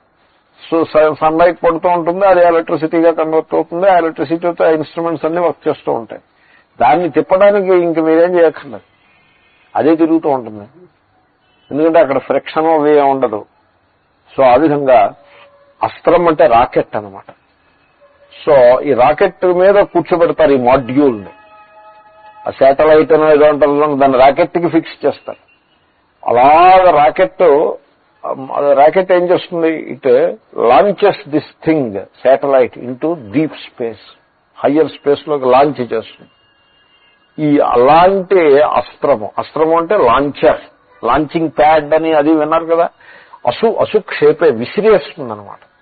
సో అలాంటిది లాంచింగ్ ఇన్స్ట్రుమెంట్ మనకు ఒకటి కావాలి. అది ఉపనిషత్తుల్లో ప్రసిద్ధంగా ఉన్నది. అది చాలా గొప్ప అస్త్రము. నిజానికి అది ఎంత గొప్ప అస్త్రము అంటే, మీరు సరిగ్గా ఇలాగ చక్కగా చక్కటి ఆసనం సుఖాసనంలో కూర్చుని నడుము ఇలా స్ట్రైట్ గా పెట్టి ఓం అనే అస్త్రాన్ని ఓం అని అన్నారంటే మీ మనస్సు విలీనం అయిపోతుందంటే, మనస్సుకి యాక్టివిటీ ఉండదు. ఇంకా సంసారిక యాక్టివిటీ అంటారు చూడండి, మనస్సు ఆ యాక్టివిటీ ఉండదు, ఆగిపోతుందంట. It is such a powerful technique, such a powerful technique, so practical now and here. మీరు కోపం వచ్చిందనుకోండి, కోపం వచ్చినప్పుడు మనస్సు ఎంత కల్లోలంగా ఉంటుంది, కలిచేసినట్టు అయిపోతుంది. అప్పుడు మీరు గదిలో కూర్చుని ఓం అని 10 సార్లు ఓం, ఆ మాత్రం విల్ పవర్ మీరు ఉపయోగించాలి. ధనస్సు మీద ఎక్కువ పెట్టాలి కదా మనస్సుని. ఆ ధనస్సుని సాగతీయడం అంటే ఓం కొంచెం దీర్ఘంగా చెప్తారు. అలాగని మరీ సాగతీయడం కూడా కాదు. ఇక్కడ సాగతీయాల్సింది సౌండ్ సాగతీయడం కాదు. ఇక్కడ భావగతేన చేతస అన్నారు కదా, ఆ ప్రేమ, దాని యందు శ్రద్ధ. భావము అంటే ప్రేమ లేక శ్రద్ధ. సో ఈ ఓంకారము మనల్ని రక్షిస్తుంది అని ఆ నిశ్చయం ఉండాలి. ఆ నిశ్చయాత్మిక బుద్ధి, వ్యవసాయాత్మిక బుద్ధి. ఏకేహ పూర్ణందన బహుశాఖా హ్యనంతాశ్చ బుద్ధయో వ్యవసాయినాం అన్నాడు శ్రీకృష్ణుడు. అంటే ఇప్పుడు ఒక మంత్రము, ఒక మార్గము. మార్గం ఏమిటి? ఆత్మవిచారము, భగవద్గీత, ఉపనిషత్తులు, ఇది ఒక మార్గం. ఓ మంత్రం, ఏదో పంచాక్షరి మంత్రమో ద్వాదశాక్షరి మంత్రమో ఏదో ఒక మంత్రం, ఒక లైఫ్ స్టైల్. పట్టుకుంటే ఇంకా ఉడుము పట్టినట్టు పట్టాలి, వదిలిపెట్టకూడదు. పట్టరాదు, పట్టి విడువరాదు. పట్టినేని బిగియ పట్టవలయు. పట్టి విడిచుట కంటే చెప్పమంటారా? పట్టి విడిచుట కంటే పడి చచ్చుటే మేలు. విశ్వదాభిరామ వినురవేమ. ఇదో పద్యం ఎక్కడి నుంచి గుర్తొచ్చింది నాకు. సో ఇది వేమల గారి పద్యం. సో అది ఉండాలి. అది లేకపోతే అనవసరం. జీవితంలో మీరు ఈ రకమైన నిశ్చయ బుద్ధి లేకపోతే పాన్ షాప్ కూడా నడపలేరు మీరు. I tell you, anything requires that చెప్పు సమాధానం దేనికైనా అవసరమే. కాబట్టి మీరు 10 సార్లు ఓంకారాన్ని అలాగా ఉచ్చరించారంటే మనస్సులో, పైకి కానీ మనస్సులో కానీ వాటెవర్, కోపము కల్లోలము ఎక్కడిదక్కడికి పటాపంచలైపోతుంది, అవతలకు పోతుందంటే. అంతటి పవర్ఫుల్ మెథడ్ అది, పవర్ఫుల్ ఇన్స్ట్రుమెంట్ ధనస్సు. అది మహాస్త్రం. ఆ మహా అనే పదం కోసం చెప్పా. మహత్య తదస్త్రంచ మహాస్త్రం ధను. ఓకే. తర్వాత తస్మిన్ శరం కిం విశిష్టమిత్యాహ ఉపాసానిశితం సంతతాభిధ్యానేన తనూకృతం సంస్కృతమిత్యేతత్. అంటే ఇది ఎలా చెప్పుకొస్తున్నారంటే మెటఫరు, ఒక శూరుడు ఉండాలి, వాడు శూరుడై ఉండాలి, లేకపోతే ధనస్సు ఇవన్నీ కుదరవు కదండి. పిరికి పంద వాడికి ధనస్సు కేసు చూస్తే వాడు కలిపిరి పడిపోతాడు, ఇంక వాడేం చేస్తాడు. కాబట్టి టు స్టార్ట్ విత్ వాడు శూరుడై ఉండాలి, యథాశూర. సో అంచేతనే వేదాంతము ఇది పిరికి వాళ్ళకి చెప్పరు. వేదాంతం పిరికి వాళ్ళకి కాదు. ఇది పిరికి వాళ్ళకి ఏదైనా కర్మ ఏదో చేసుకుంటే, ఈ కర్మ చేసుకుంటే నీకు భయం పోతుంది అంటే వెళ్ళి ఆ కర్మ చేసుకోవటం. కర్మ చేస్తుంటే ఏదో యాక్టివిటీ చేస్తుంటే కొంచెం ఆ భయం కూడా అదుపులో ఉంటుంది. లేకపోతే వేదాంతం అని వాడిని తీసుకొచ్చి క్లాసులో కూర్చోబెట్టామనుకోండి, మనం ఇక్కడ ఏ మాట మాట్లాడినా అవి బాబు ఇలా చెప్పేస్తున్నాడు ఈయనని వాడు భయపడిపోతూ ఉంటాడు. ప్రతిమా స్థూల బుద్ధినాం అనేప్పటికీ అవి బాబు ఇంత మాట వేసేస్తున్నాడు అని భయపడిపోతాడు. ఇంక వాడి దగ్గర చెప్పడం అనవసరం, చెప్పకూడదు కూడా. ఎందుకంటే వాడికి ఆ యోగ్యత లేనప్పుడు, యోగ్యత అంటే ఆ తయారీ లేనప్పుడు వాడి దగ్గర ఎందుకు చెప్పి ఉపయోగం ఏంటి? సో శూరుడై ఉండాలి. అంచేతనే మెటఫర్ ధనస్సు, బాణము, టార్గెట్ అలాంటి మెటఫర్ ఇచ్చారు. అంతేగాని మెటఫర్ని అదైతే ఏదో అన్నం ఉండడం లేకపోతే ఉప్మా తయారు చేయడం అలాంటి మెటఫర్లు, సందర్భంలోని మెటఫర్లు ఏవో, దేనికి శూరత్వం అక్కర్లేని మెటఫర్లు కాదు. లేకపోతే పిడకలు తయారు చేయడం, ఇలాంటి మెటఫర్ ఏదో ఏ మెటఫర్ అయినా ఇవ్వచ్చు. మెటఫర్ అంటే ఎటువంటి మెటఫర్ అంటే శూరుడు ధీరుడికి అంటే వెళ్ళి కత్తి పట్టుకుని రోడ్డు మీద వెళ్ళమని అలాంటిది కాదు. ఇది ఆ రకం శూరత్వం కాదు. హృదయంలో చెలరేగేటువంటి కామనలన్నింటినీ కూడా తీసవతల పారేసి వైరాగ్యానికి శూరుడు కావాలండి. అలాగే హృదయంలో ఉదయించేటువంటి భయాలు, సూపర్ స్టిషన్స్, ఏమంటే you should have courage to call the bluff of the so much of non sense. ఆ కరేజ్ లేకపోతే మీరు హౌ యూ కెన్ అండర్స్టాండ్ వేదాంత? ఎందుకంటే వేదాంతము మీ కండిషనింగ్ లో ఉండే ప్రతి పాయింట్ని అటాక్ చేస్తుంది, దేన్ని విదిలిపెట్టదు. మీకుండే కాన్సెప్ట్స్ ఏవి నిలబడవు. ఇక్కడ అన్ని కాన్సెప్ట్స్ డిమాలిష్ అయిపోతాయి. మీకు కొన్ని కాన్సెప్ట్స్ అలాగే వాటిని వదిలిపెట్టడం మీద మీకు అభిప్రాయం లేదనుకోండి, then better keep away from Vedanta. Superficial అయితే అన్నీ నడుస్తాయి. సో చాలా వేదాంతము దేన్ని అది లెక్క చేయదు. జిడ్డు కృష్ణమూర్తి గారు చెప్పినట్టుగా అది సర్వాన్ని కూడా త్రోసిపుచ్చేస్తుంది. ఎందుకంటే మనము చిన్నతనం నుంచి కూడా ఒక పెద్ద సూపర్ స్ట్రక్చర్ ఒకటి కట్టు కూర్చుంటాం. ఆ structure it is entirely false structure it is. దాన్ని ఆ స్ట్రక్చర్ని కూలగొట్టాలంటే మనసు ఒప్పదు. సో ఇది ఎలాగంటే ఓ పాతిళ్ళు ఉంటుంది, ఆ పాతిళ్ళను కూలగొట్టేసి అక్కడ కాంప్లెక్స్ కడదామని ఎవడో వస్తాడు, వీడు ఒప్పుకోడు. దానికి మీకు ఇంత లాభం ఉందన్నా ఒప్పుకోడు. ఎందుకు ఒప్పుకోడంటే ఏదో మా తాత ముత్తాతలు కట్టిందండి, దీని ఇలాగే ఉండండి అంటాడు. అంటే అందరూ అలా చేయాలని నేను అంట్లో ఏదో ఎగ్జాంపుల్ చెప్పాను. Some example I gave you. Take the example in the proper spirit. ఆ విధంగా ఏదో ఒక చిన్న స్ట్రక్చర్ ఒకటి కట్టుకుని ఉంటాం మనం. We find some kind of security in that structure. ఆ security belonging, sense of belonging, ఆ sense of belonging, sense of security అది పట్టుకు వేలాడుతూ ఉండడం. వేదాంతంలోకి వచ్చేప్పటికి దట్ విల్ బి షేకెన్. దాంతో అబ్బోబో ఇలా అయితే లాభం లేదని నేను చెప్పేసి పక్కకి జరగడం. అటువంటి వాడికి దీనికి పనికిరాడు. భయస్వభావం గలవాడు దీనికి పనికిరాడు. ఎందుకంటే ఇక్కడ అన్ని కాన్సెప్ట్స్ ని కూడా షేక్ చేయటం జరుగుతుంది. కాబట్టి వాడు శూరుడై ఉండాలి. That the metaphor means that. వాడు శూరుడు ఏం చేస్తాడు, ధనస్సు తీసుకుంటాడు, మంచి పకడ్బందీ అయిన ధనస్సు తీసుకుంటాడు. ఇలా సాగతీస్తే విరిగిపోయి ధనస్సు కాదు, మంచి గట్టి ధనస్సు తీసుకుంటాడు. తీసుకుని వాడి బాణాన్ని దాని మీద సంధానం చేస్తాడు. సంధానం చేసి టార్గెట్ మీద ఫిక్స్ చేస్తాడు. టార్గెట్ మీద ఎలా ఫిక్స్ చేస్తాడు? మనస్సు చుట్టూ సర్వం ఉంటుంది, కానీ మనస్సుకి ఆ సర్వంతో సంబంధం లేదు. మనస్సు it is in a way broken, break వచ్చేస్తుంది అనమాట ఫ్రమ్ ఎవ్రీథింగ్. పక్కన ఎవడున్నాడు, ఏమవుతోంది, ఇంకా అసలు చుట్టుపక్కల ఉన్న పరిస్థితులతో వీడికే సంబంధం ఉండదు. మనస్సుని సర్వం నుంచి ఉపసంహారం చేసేసి దీని మీదనే, టార్గెట్ మీదనే ఫిక్స్ చేస్తాడు. అలా దాన్నే స్థాపిస్తాడు. తర్వాత అంతటితోటి కాదు, ఆ టార్గెట్ మనస్సు వాడి హృదయంతో కూడా ఆ టార్గెట్ నిండిపోతుంది. హృదయంలో ఆ టార్గెట్ నిండిపోవాలి. ఆ టార్గెట్ నేనేమైనా కొట్టాలి అనే ఆ భావముతోటి మనస్సు బాగా నిండిపోతుంది. నిండిపోయి అప్పుడు బాణం వదిలిపెడతాడు. వదిలిపెడితే ఈ బాణం వెళ్ళి కరెక్ట్ గా ఇట్ హిట్స్ ద బుల్ సై అనో ఏదో అంటారు చూడండి, అంటే అలా కొడుతుంది. సరిగ్గా అదేవిధంగా సాధకుడు, ఇక్కడ సాధకుడికి సాధకుడు శూరుడైన సాధకుడు. శూరుడు లేని సాధకుడు ఉన్నాడు అనుకోండి, వాడేదో ఆ భయానికి తగిన కర్మ ఏదో చేసుకుంటాడు పోయి, వాడి దీనికి పనికిరాడు. మాకు చాలా భయంగా ఉందండి, ఏం చేయాలంటే అదేమిటి ఆంజనేయ దండకం చదువుకోండి. ఓ ఆంజనేయ అంజనీ పుత్ర, నీవు నిన్ను స్మరించినప్పుడు నాకు ఇట్లు అగున్ అట్లు అగున్ అన్ని కోరికలు తీర్చువాడా అని ఇలాగ పెద్ద దండకం అవుతుంది. అది చదువుకోండి, బాగుంటుంది. Which is all right. But this is not for you. అంటే ఆంజనేయుడు ఏదో తక్కువ అని నేను అంటలేదు.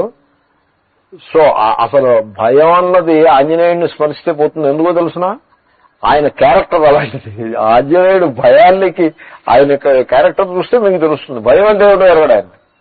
గొప్ప విరాగి, అట్ ది సేమ్ టైం భయం దగ్గరికి రాదు. అందుకోసం ఆయన్ని స్మరిస్తే నువ్వు కూడా అలా తయారవుతావు. అంతేగాని నీ భయాన్ని భద్రంగా పెట్టుకుందు కోసం. కొంతమంది భయాన్ని వదిలిపెట్టరు, ఆ భయం అట్టే పెట్టుకుంటారు. అట్టే పెట్టుకుందు కోసం కాదు. సో లేకపోతే తాయెత్తు ఒకటి కట్టించుకోండి. ఆంజనేయ దండకం వద్దు, that is somewhat much superior. అంత భయంగా ఉంటే తాయెత్తు కట్టించుకుని అప్పుడు కూడా ఇలా తడుముకుంటూ తాయెత్తు చూసుకుంటూ పర్వాలేదు తాయెత్తు ఉంది కాబట్టి భయం. మా చిన్నప్పుడు ఓ సినిమా ఒకటి చూసాం మేము, జేబులో బొమ్మ అని ఒకటి ఉండేది. వాడెవడో యాక్టర్కి రేలంగా. ఓకే, సో ఆ బొమ్మ వాడి జేబులో ఉంటే హీఈ్ కంఫర్టబుల్.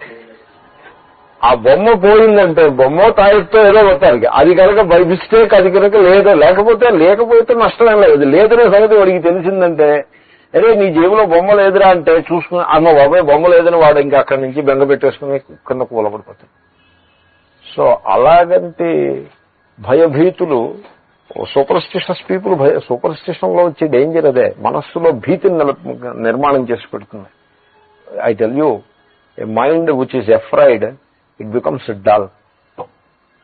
భయస్వభావం కలిగిన మనస్సు డల్ అయిపోతుంది. ఆ మనస్సుతోటి వాడు అలా భయపడుతూ ఉండేవాడు ఏమీ సాధించలేడు జీవితంలో. అయితే కాబట్టి ఇది శూరవీరుల యొక్క సందర్భం ఇది. అటువంటి సాధకుడు ఆ ప్రణవము ఓంకారాన్ని ఆలంబనంగా చేసుకుని దాన్ని బాగా అభ్యాసం చేస్తే వాడి నిశ్చితంగా తయారవ్వాలి. బాగా అభ్యాసం మెడిటేషన్ చేస్తూ ఉండాలి. చేస్తూ ఉన్నట్లయితే ఆ అల్పమైన అహంకారము ఆ జీవభావాన్నే బాణం కింద మారుస్తా.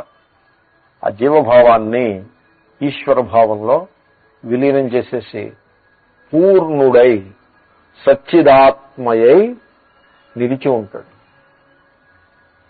నిండు మనస్సుతో నిలిచి ఉంటాడు. అది దానికి ఓంకారము అనే దాన్ని సాధనంగా చెప్తున్నారు. సో దేహాత్మ ప్రత్యయాన్ని విడిచిపెట్టి దేహమే నేననే ప్రత్యయం అంటే ధారణ, ఆ థింకింగ్. దేహమే నేను అని అనుకుంటూ ఉండటం. అసలు దేహమే నేను అని అనుకోవడం మనం చేయాల్సింది ఏంటంటే దేహము నేను కాదు అని అది ప్రాక్టీస్ చేయాలి. దేహాభిమానాన్ని విడిచిపెట్టాలి. దేహమునందు అహం అభిమానాన్ని విడిచిపెట్టాలి, మమాభిమానాన్ని విడిచిపెట్టాలి. ముందు మమాభిమానం విడిచిపెట్టి తర్వాత అహం ఒకటి, ముందు వెనక వాటెవర్ రెండు కలిసి ఉంటాయి ఓ రకంగా. సో దేహాన్ని సాక్షిగా దర్శిస్తూ ఉండాలి. దేహాన్ని వర్క్కి పెట్టాలి. దాన్ని సాక్షిగా చూస్తూ దాని చేత పని చేయిస్తూ ఉండాలి. దేహం చేత ఎక్సర్సైజ్ చేయించాలి. ఎదరవాళ్ళకి ఏదైనా ఉపకారం చేసే అవకాశం ఉంటే ఉత్సాహంగా ముందుకు వెళ్ళి ఉపకారం చేయాలి. ఇంట్లో వాళ్ళకి సేవ చేయాలి. నేను ఇలా వాళ్ళ కుర్చీలో కూర్చుని ఉంటాను, మీరేమో నాకు టిఫిన్లు కాఫీలు అందజేస్తూ ఉండండి, నేను అప్పుడప్పుడు మీ మీద చికాకు పడుతూ ఉంటాను అని అలా తయారు చేయకూడదు పరిస్థితి. సో ఇంట్లో వాళ్ళకి కొంత సేవ చేయాలి. వాళ్ళకి హెల్ప్ కొంచెం డిష్ వాష్ చేయొచ్చు, తప్పేం లేదు. సో లేకపోతే ఏదైనా ఊళ్ళో వాళ్ళకి సేవ చేయొచ్చు. ఏదైనా సేవ చేయటం, సేవా కార్యాన్ని చేయటం. సో ఆ విధంగా మంచి సాధనా మార్గంలో ఉన్నట్లయితే చాలా లాభము కలదు. అస్తు. ఓకే. సో అక్కడ శంకర్లు ఏమంటున్నారు, ఉపాసా నిశితం అంటే సంతత అభిధ్యానేన తనూకృతం. అది దేహాత్మ ప్రత్యయం చెప్తున్నా. దేహాత్మ ప్రత్యయాన్ని తిరస్కరించడం అలవాటు చేసుకోవాలి. అలా అలవాటు చేసుకుంటే దేహము ఆరోగ్యంగా ఉంటుంది. దేహానికి ఫెటిగ్ రావచ్చు, తప్పు లేదు. మీరు కష్టపడి పనిచేశారనుకోండి ఫిజికల్ ఫెటిగ్ వస్తుంది. Physical fatigue it is not A problem for anybody. మీరు ఇది గమనించండి. ఫిజికల్ ఫెటిగ్ అలసట, శ్రమ అంటారు. అలసట, శరీరం యొక్క అలసట, అది చాలా మంచిది. మనం ఎంతైనా కోరుకోదగ్గది. దాంట్లో నష్టమేం లేదు, అంతా లాభమే. కాబట్టి శరీరాన్ని అలుపు ఎరగకుండా దాన్ని కాపాడే ప్రయత్నం ఎన్నడూ చేయొద్దు. చాలా పెద్ద మిస్టేక్ అది. శరీరానికి అలసట వచ్చిందంటే యు ఆర్ సేఫ్. ఐటల్ యూ. ఎందుకో తెలుసునండి, బాగా అలసిపోయారంటే మీరు గురి పెట్టి నిద్రపోతారు. హైగా మళ్ళీ చిలకలాగా నిద్రలేస్తారు. Healthy mind and healthy body అనే పరిస్థితి నిర్మాణం అవుతుంది. కాబట్టి శరీరానికి అలసట వస్తుంటే మనం అయ్యి బాబోయ్ నేను ఎంతలా కష్టపడిపోతున్నానో అలసిపోతున్నానో వీళ్ళందరూ కూర్చొని ఎంజాయ్ చేసేస్తున్నారని ఆ రకమైన అసూయలో పడకూడదు. You are doing a great service to yourself. శరీరానికి అలసట. తర్వాత బుద్ధికి అలసట, ఇంటలెక్చువల్ ఫెటిగ్ చాలా మంచిది. మీరు చక్కగా మంచి ఫస్ట్ క్లాస్ టెక్స్ట్ భాగవత శ్లోకాలు అంటే ఒక గంట సేపు చదివారనుకోండి, మతాస్వామి చాలా enough is enough, letter have a cup of coffee అని అనిపిస్తుంది. అలాంటి అలసట వస్తుంది. చాలా మంచి అలసట, హైలీ డిజైరబుల్. ఎందుకంటే బుద్ధికి మంచి పదును పెట్టినట్టు అవుతుంది. Two extremes, physical fatigue, intellectual fatigue, highly desirable. ఈ మధ్యలో రెండు ఉన్నాయి, ఇంకో రెండు ఫెటిగ్లు. నేను ఫెటిగ్ సైకాలజీ చెప్పేస్తున్నా. మధ్యలో రెండు ఫెటిగ్లు ఉన్నాయి. One is nervous fatigue, the other is emotional fatigue. Extremely dangerous రెండు కూడా. You should avoid at all costs these two. మనం ఏం చేస్తామో తెలుసునండి, శరీరానికి అలసట ఇవ్వం, బుద్ధికి పదును పెట్టే పని. స్వాతిను ఆంధ్రప్రభ చదువుతుంటే ఆంధ్రప్రభ కాదండి, Andhra Prabha maybe somewhat quality, Andhra Bhoomi అని ఒకటి ఉంది, అట్టర్లీ యూస్లెస్. సో ఇలాంటివి ఏవో చదువుతుంటే ఇంకా ఇంటలెక్చువల్ ఫెటిక్, వీడి కష్టం ఏం కష్టపడతారు, ఫెటిక్ ఎక్కడి నుంచి వస్తుంది? ఇడియట్ బాక్స్ ముందు కూర్చునే ఏవో సమ్ సోప్ ఓపెరాలు వస్తూ ఉంటాయి, some meaningless episodes, 250 second episode. అంటే అర్థం ఏంటంటే దాంట్లో ఏం సారం లేదని మీకు తెలిసిపోలేదు అప్పటికి. సో అలాంటిది ఇడియట్ బాక్స్ అని పేరు పెట్టారు దానికి. సో మీకు ఇంటలెక్చువల్ ఫెటిక్ అంటే ఏమిటి తెలుస్తుంది? ఉపనిషత్ క్లాస్ లో గంటన్నర సేపు కూర్చుంటే మీకు దాని ఉపనిషత్ ఆ ఫెటిగ్ ఏమిటో అప్పుడు తెలుస్తుంది. సో మనము ఇంటలెక్ట్ కి ఫెటిగ్ ఇవ్వం, శరీరానికి ఫెటిగ్ ఇవ్వం, ఇలా ఖాళీగా కూర్చుంటాం. ఇంకా అక్కడి నుంచి నర్వస్ ఫెటిగ్ అంటే nervous breakdown and emotional fatigue. You are utterly tired because you are angry, because you are jealous, you are desiring all the time, utterly tired. అది extremely bad I tell you. కాబట్టి నేను formula ఏం చెప్తానంటే, physical fatigue and intellectual fatigue, work hard, intellectually as well as physically, work hard. ఎంత ఎక్కువ hard work చేస్తే అంత మంచిది. Nervous and emotional very related. ఆ రెండింటికి మాత్రం ఎప్పుడు, ఆ ఫెటిగ్కి మాత్రం ఎప్పుడూ బలి కావద్దు. ఆ విధంగా మనస్సుని బాగా తయారు చేసుకోవాలి.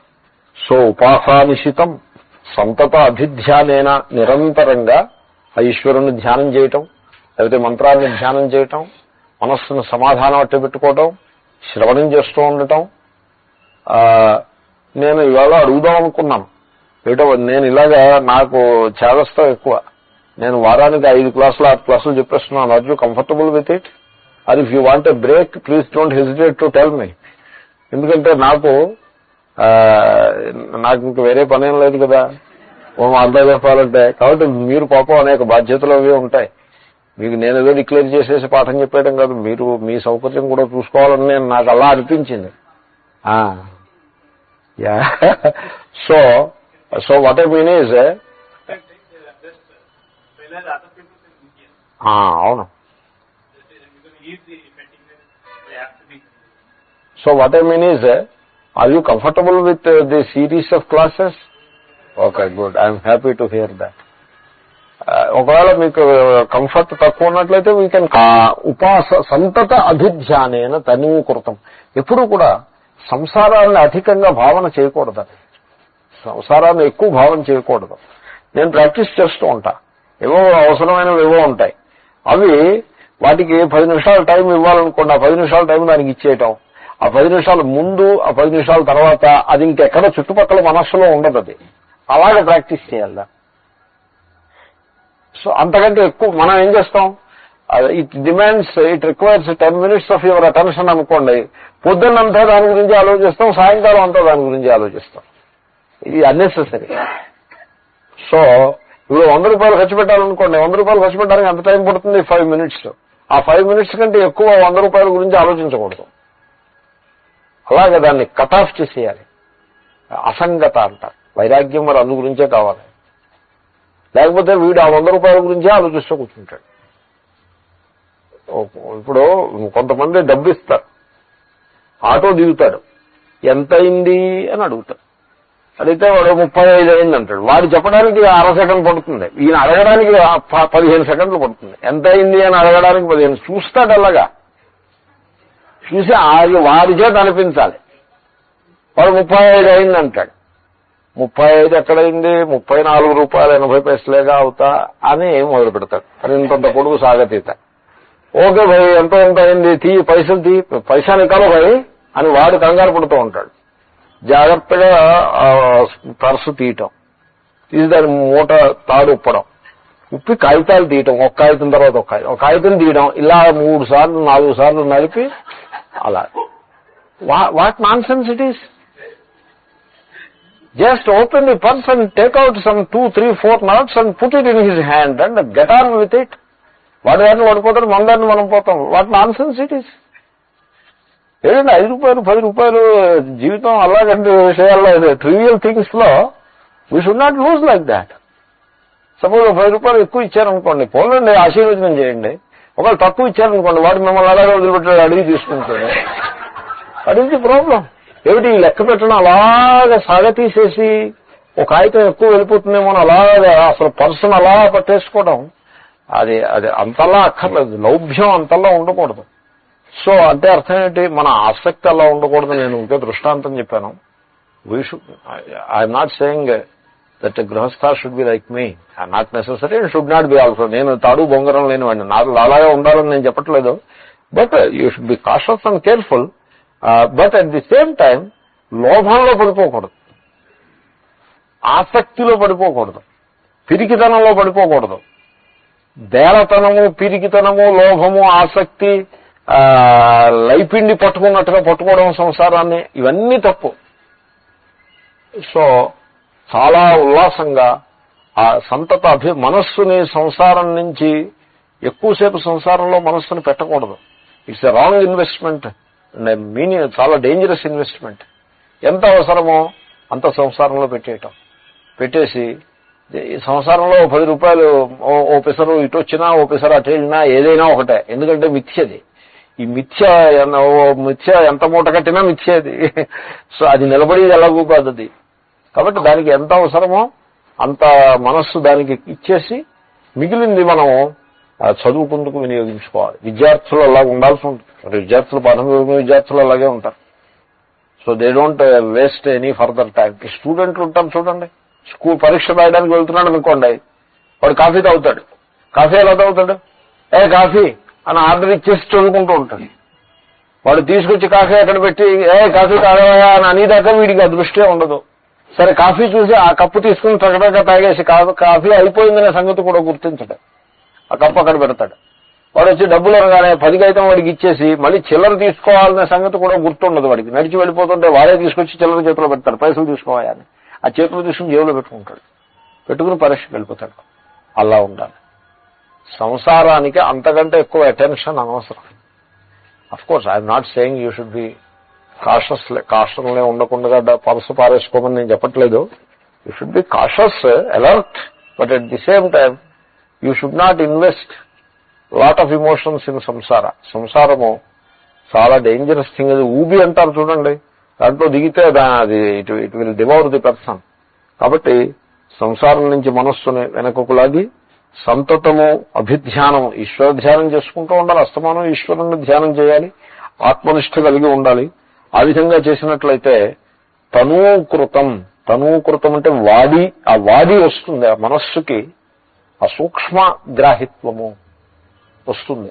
తనూకృతం అంటే సంస్కృతమిత్యేతత్. మనస్సు వాడిగా ఉండడం అంటే అదేమి ఫిజికల్ థింగ్ కాదు కదా, అలా మెటఫర్ కోసం అలా చెప్పారు కానీ. సో దాని తాత్పర్యం ఏమిటంటే సంస్కృతమిత్యేతత్, చక్కటి సంస్కారము కలిగిన మనస్సు. ఎంత చక్కటి సంస్కారం అంటే తిట్టిన వాడిని కూడా ఆశీర్వదించగలిగే సంస్కారం. ఏమంటే ఈ పద్యాలు మన ఎంత సరళంగా, ఎంత గొప్ప సత్యాలను ఎంత సరళంగా చెప్పేవారు. అపకారికి ఉపకారము నెపమెన్నక చేయువాడు నేర్పరి సుమతి నేర్పరి అంటే ఏటో తెలుసిన కుశల అని అర్థం. సంస్కృతంలో ఉపనిషత్తుల్లో కుశల అని పదప్రయోగం చేస్తారు.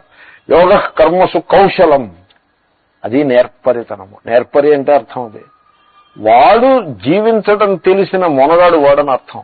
నేర్పరి, he knows how to live intelligently. ఆ సత్యాన్ని ప్రతివాడు ఆ పద్యం అంటాడే గాని ఆ సత్యాన్ని జీవితంలోకి తెచ్చుకుంటే వాడు మహాత్ముడు అయిపోతాడు. మనం ఎవడైనా మన దగ్గరకు వచ్చాడంటే అరే వీడు చూడు అప్పుడు అలా చేశాడా ఇప్పుడు మన దగ్గరకు వచ్చాడు అని మనకు ఆపర్చునిటీ దొరికితే వెంటనే దాన్ని వినియోగించేసుకుంటాం. వినియోగించుకుని we hit him in the face. వచ్చావా, అప్పుడు అలా చేసావు కదా, రాకెక్కడికి వెళ్తావు, ఇదిగో వచ్చావు అని వాడిని అని వాడి చిన్న మొహం చిన్నబుచ్చుకున్నట్లా చేసి వాడు చిన్నబుచ్చుకున్న మొహం చూసి మన మనస్సుకి సంతృప్తి కలిగించుకుని అమ్మాయ వీడిని దెబ్బతీసాం అని తృప్తి సంపాదించి ఆ తర్వాత వాడికి ఉపకారం చేయడమా మాండవా అని ఆలోచన. I tell you we don't know how to live intelligently. వాడు ఇప్పుడు అణిగిమణిగి ఉంటాడు వాడు అవసరం కనుక, రేపొద్దున వాడు ఇంతకంటే పెద్ద దెబ్బతీస్తాడు వాడు. అప్పుడు 6 మాసాలు దుఃఖిస్తూ కూర్చోవచ్చు. అదే గుర్తు చేసుకుని. కాబట్టి చాలా తప్పది. వాడు అపకారం చేసిన వాడైనా సరే వాడికి ఉపకారం చేసి ఛాన్స్ దొరికితే అది భగవంతుడు ఇచ్చినటువంటి వరంగా భావించి వాడికి ఉపకారం చేసేయాలంటే ఎంత పెద్ద మనస్సు ఉండాలి. సో చాలా పెద్ద మనస్సు ఉండాలి. దట్ పెట్టి మైండెడ్నెస్ అన్నది చాలా హానికారకం. లీవ్ అలోన్ ఆత్మజ్ఞానం, ఈవెన్ నిత్య జీవితానికి కూడా పెట్టి మైండెడ్నెస్, ఫియర్ యూస్లెస్ అండి. అసలు భయాన్ని దగ్గరికి రానివ్వకూడదు. భయము సూపర్ స్టిషన్ మూఢ విశ్వాసము రెండు కలిసి ఉంటాయి. అయితే అసలు దరిదాపులకు రానివ్వకూడదు. ఎందుకంటే శూరహ ఈ దృష్టాంతం ఆ బేసిస్ మీద ఉంది కనుక. సో సంస్కృతమిత్యేతత్, ఆ విధంగా చక్కగా సంస్కరించబడిన మనస్సుని అప్పుడు దాన్ని ఎక్కువ పెట్టవలెను, సంధానము చేయవలెను అంటారాయన. సంధయీత, సంధానం కుర్యాత్, అది ఆ రకంగా ఆ మనస్సుని సంధానము చేయవలెను అంటే ప్రాక్టికల్ టర్మ్స్ లో పవిత్రంగా మనస్సు పెట్టుకుని పవిత్రమైన మనస్సుతో ఓంకారాన్ని ధ్యానం చేయాలి అని అర్థం. అని మెటఫారికల్ గా చెప్తున్నాను. ఓకే, సంధానం చేసి ఇంకేం చేయాలి? సంధాయచ ఆయమ్య ఆకృష్య సేంద్రియమంతఃకరణం స్వవిషయాత్ వినివర్త్య, అది లాగి సాగదీసి లేకపోతే లాగి. ధనస్సుని నారిత్రాడు లాగుతారు కదండి. సో మరి ఇక్కడ ఏమిటి సాగతీయటం అంటే ఆకర్షించటం అంటే ఏమిటి అంటే ఇంద్రియములు అంతఃకరణ కలిసి ఉంటాయి. ఇప్పుడు మనస్సుకి మనం లొకేషన్ చెప్పడం కుదరదు, మొత్తం దేహం అంతా వ్యాపించి ఉంటుంది మనస్సు. అయినా కూడా లొకేషన్ మనం చెప్పొచ్చు ఒక పద్ధతిలో. హృదయం ఇక్కడ ఉందనుకోండి మనస్సు, ఇక్కడున్న మనస్సు ఈ కంటి ద్వారా అది జగత్తులోకి పోతూ ఉంటుంది, చెవుల ద్వారా ఇటు అటు పోతుంది. చూపు వెనక్కి చూడలేడు కానీ చెవులు వెనక్కి వింటూ ఉంటాయి. సో మనస్సు వెనకని వీలు పెట్టేసిందని మీరు అనుకోద్దు. వీలుపెట్టి చెవులు ఉన్నాయి కదా, అలా ఎదురకుండా చూస్తూ ఉంటాడు. ఆ సమాచారం అంతా pickup sounds from behind. So చెవులు అడ్డంగానూ వెనక్కి కూడా వెళ్ళగలుగుతాయి. మనస్సు వాటి చెవుల ద్వారా వెనక్కి వెళ్తుంది. ముక్కు ద్వారా ముందు ఉండక్కర్లేదు వెనకాల ఉండక్కర్లేదు, ఎంత దూరంలో ఉన్నా ముక్కు ద్వారా వాసన పసిగట్టేస్తాడు. ఏదో గంధగ్రహణ శక్తి. చర్మం ద్వారా సో స్పర్శ జ్ఞానము పసిగట్టేస్తాడు. చాలా ఎవరో ఎయిర్ కండిషన్ ఆపేసినట్టున్నారే అని గమ్మును పసిగట్టేస్తాడు. సో ఆ విధంగా ఫ్యాన్ ఆగిపోయింది అనుకోండి, టక్కుమని పసిగడతాం మనం. ఫ్యాన్ తిరగట్లేదు అని పసిగడతాం. తప్పేం కాదు, ఊరికే విషయం చెప్తున్నాం. మనస్సు ఈ విధంగా ఇంద్రియాల ద్వారా అన్ని వైపులకి అది డిస్పర్స్ అయిపోయి ఉంటుంది. అలా ఉంటే బాణము ఓసారి ఇటు ఓసారి అటు ఉంటే ఇంకా లక్ష్యాన్ని ఏం కొడతారండి ఆ బాణంతో? కాబట్టి ఏం చేయాలి? మనస్సుని ఇంద్రియాల ద్వారా ప్రపంచంలోకి ప్రసరిస్తూ ఉండే మనస్సుని వెనక్కి లాగి దాన్ని ఫోకస్ చేయాలి. అన్ని వైపుల నుంచి వెనక్కి తీసి ఫోకస్ చేయాలి. సేంద్రియమంతఃకరణం. సో మనస్సుని ఇతర వ్యవహారముల నుండి వెనుకకు లాగి, మనస్సుని వెనక్కి లాగాలంటే ట్రిక్ ఏమిటంటే సేంద్రియం. That is the trick. ఇంద్రియములను వాటి దారిని వాటిని వదిలిపెట్టి మీరు మనస్సును వెనకకు లాగు అంటే ఎక్కడ కుదురుతుంది? ఇంద్రియములతో సహానే లాగడం మీరు ప్రారంభించాలి. సో అధ్యతనే మెడిటేషన్లో కళ్ళు మూసుకోమంటారు. చుట్టుపక్కల శబ్దాలని ఉపేక్ష చేయటం అలవాటు చేసుకోవాలి, ఇగ్నోర్ చేయటం అలవాటు చేసుకోవాలి, గంధాలను ఇగ్నోర్ చేయటం అలవాటు చేసుకోవాలి. సో అన్ని ఇంద్రియములను వెనుకకు లాగి అసలు ఇంద్రియ భోగముల ఎడల వైరాగ్యం ఉండాలి. అంతఃకరణము అంటే మనస్సు ఇంద్రియాల ద్వారా జగత్తులోకి ప్రసరిస్తూ ఉంటుంది కదండి. అసలు ప్రసారమే తగ్గిపోయి ఉంటుంది. ప్రసారం అంటే గోయింగ్ అవుట్ చాలా తక్కువ స్థితిలో ఉంటుంది. అదంతా బంద్ పెట్టాలంటే తక్కువని బంద్ పెట్టచ్చు. ఓం పూర్ణమద పూర్ణమిదం పూర్ణాత్ పూర్ణముదచ్యతే పూర్ణస్య పూర్ణమాదాయ పూర్ణమేవావశిష్యతే. ఓం శాంతి శాంతి శాంతి.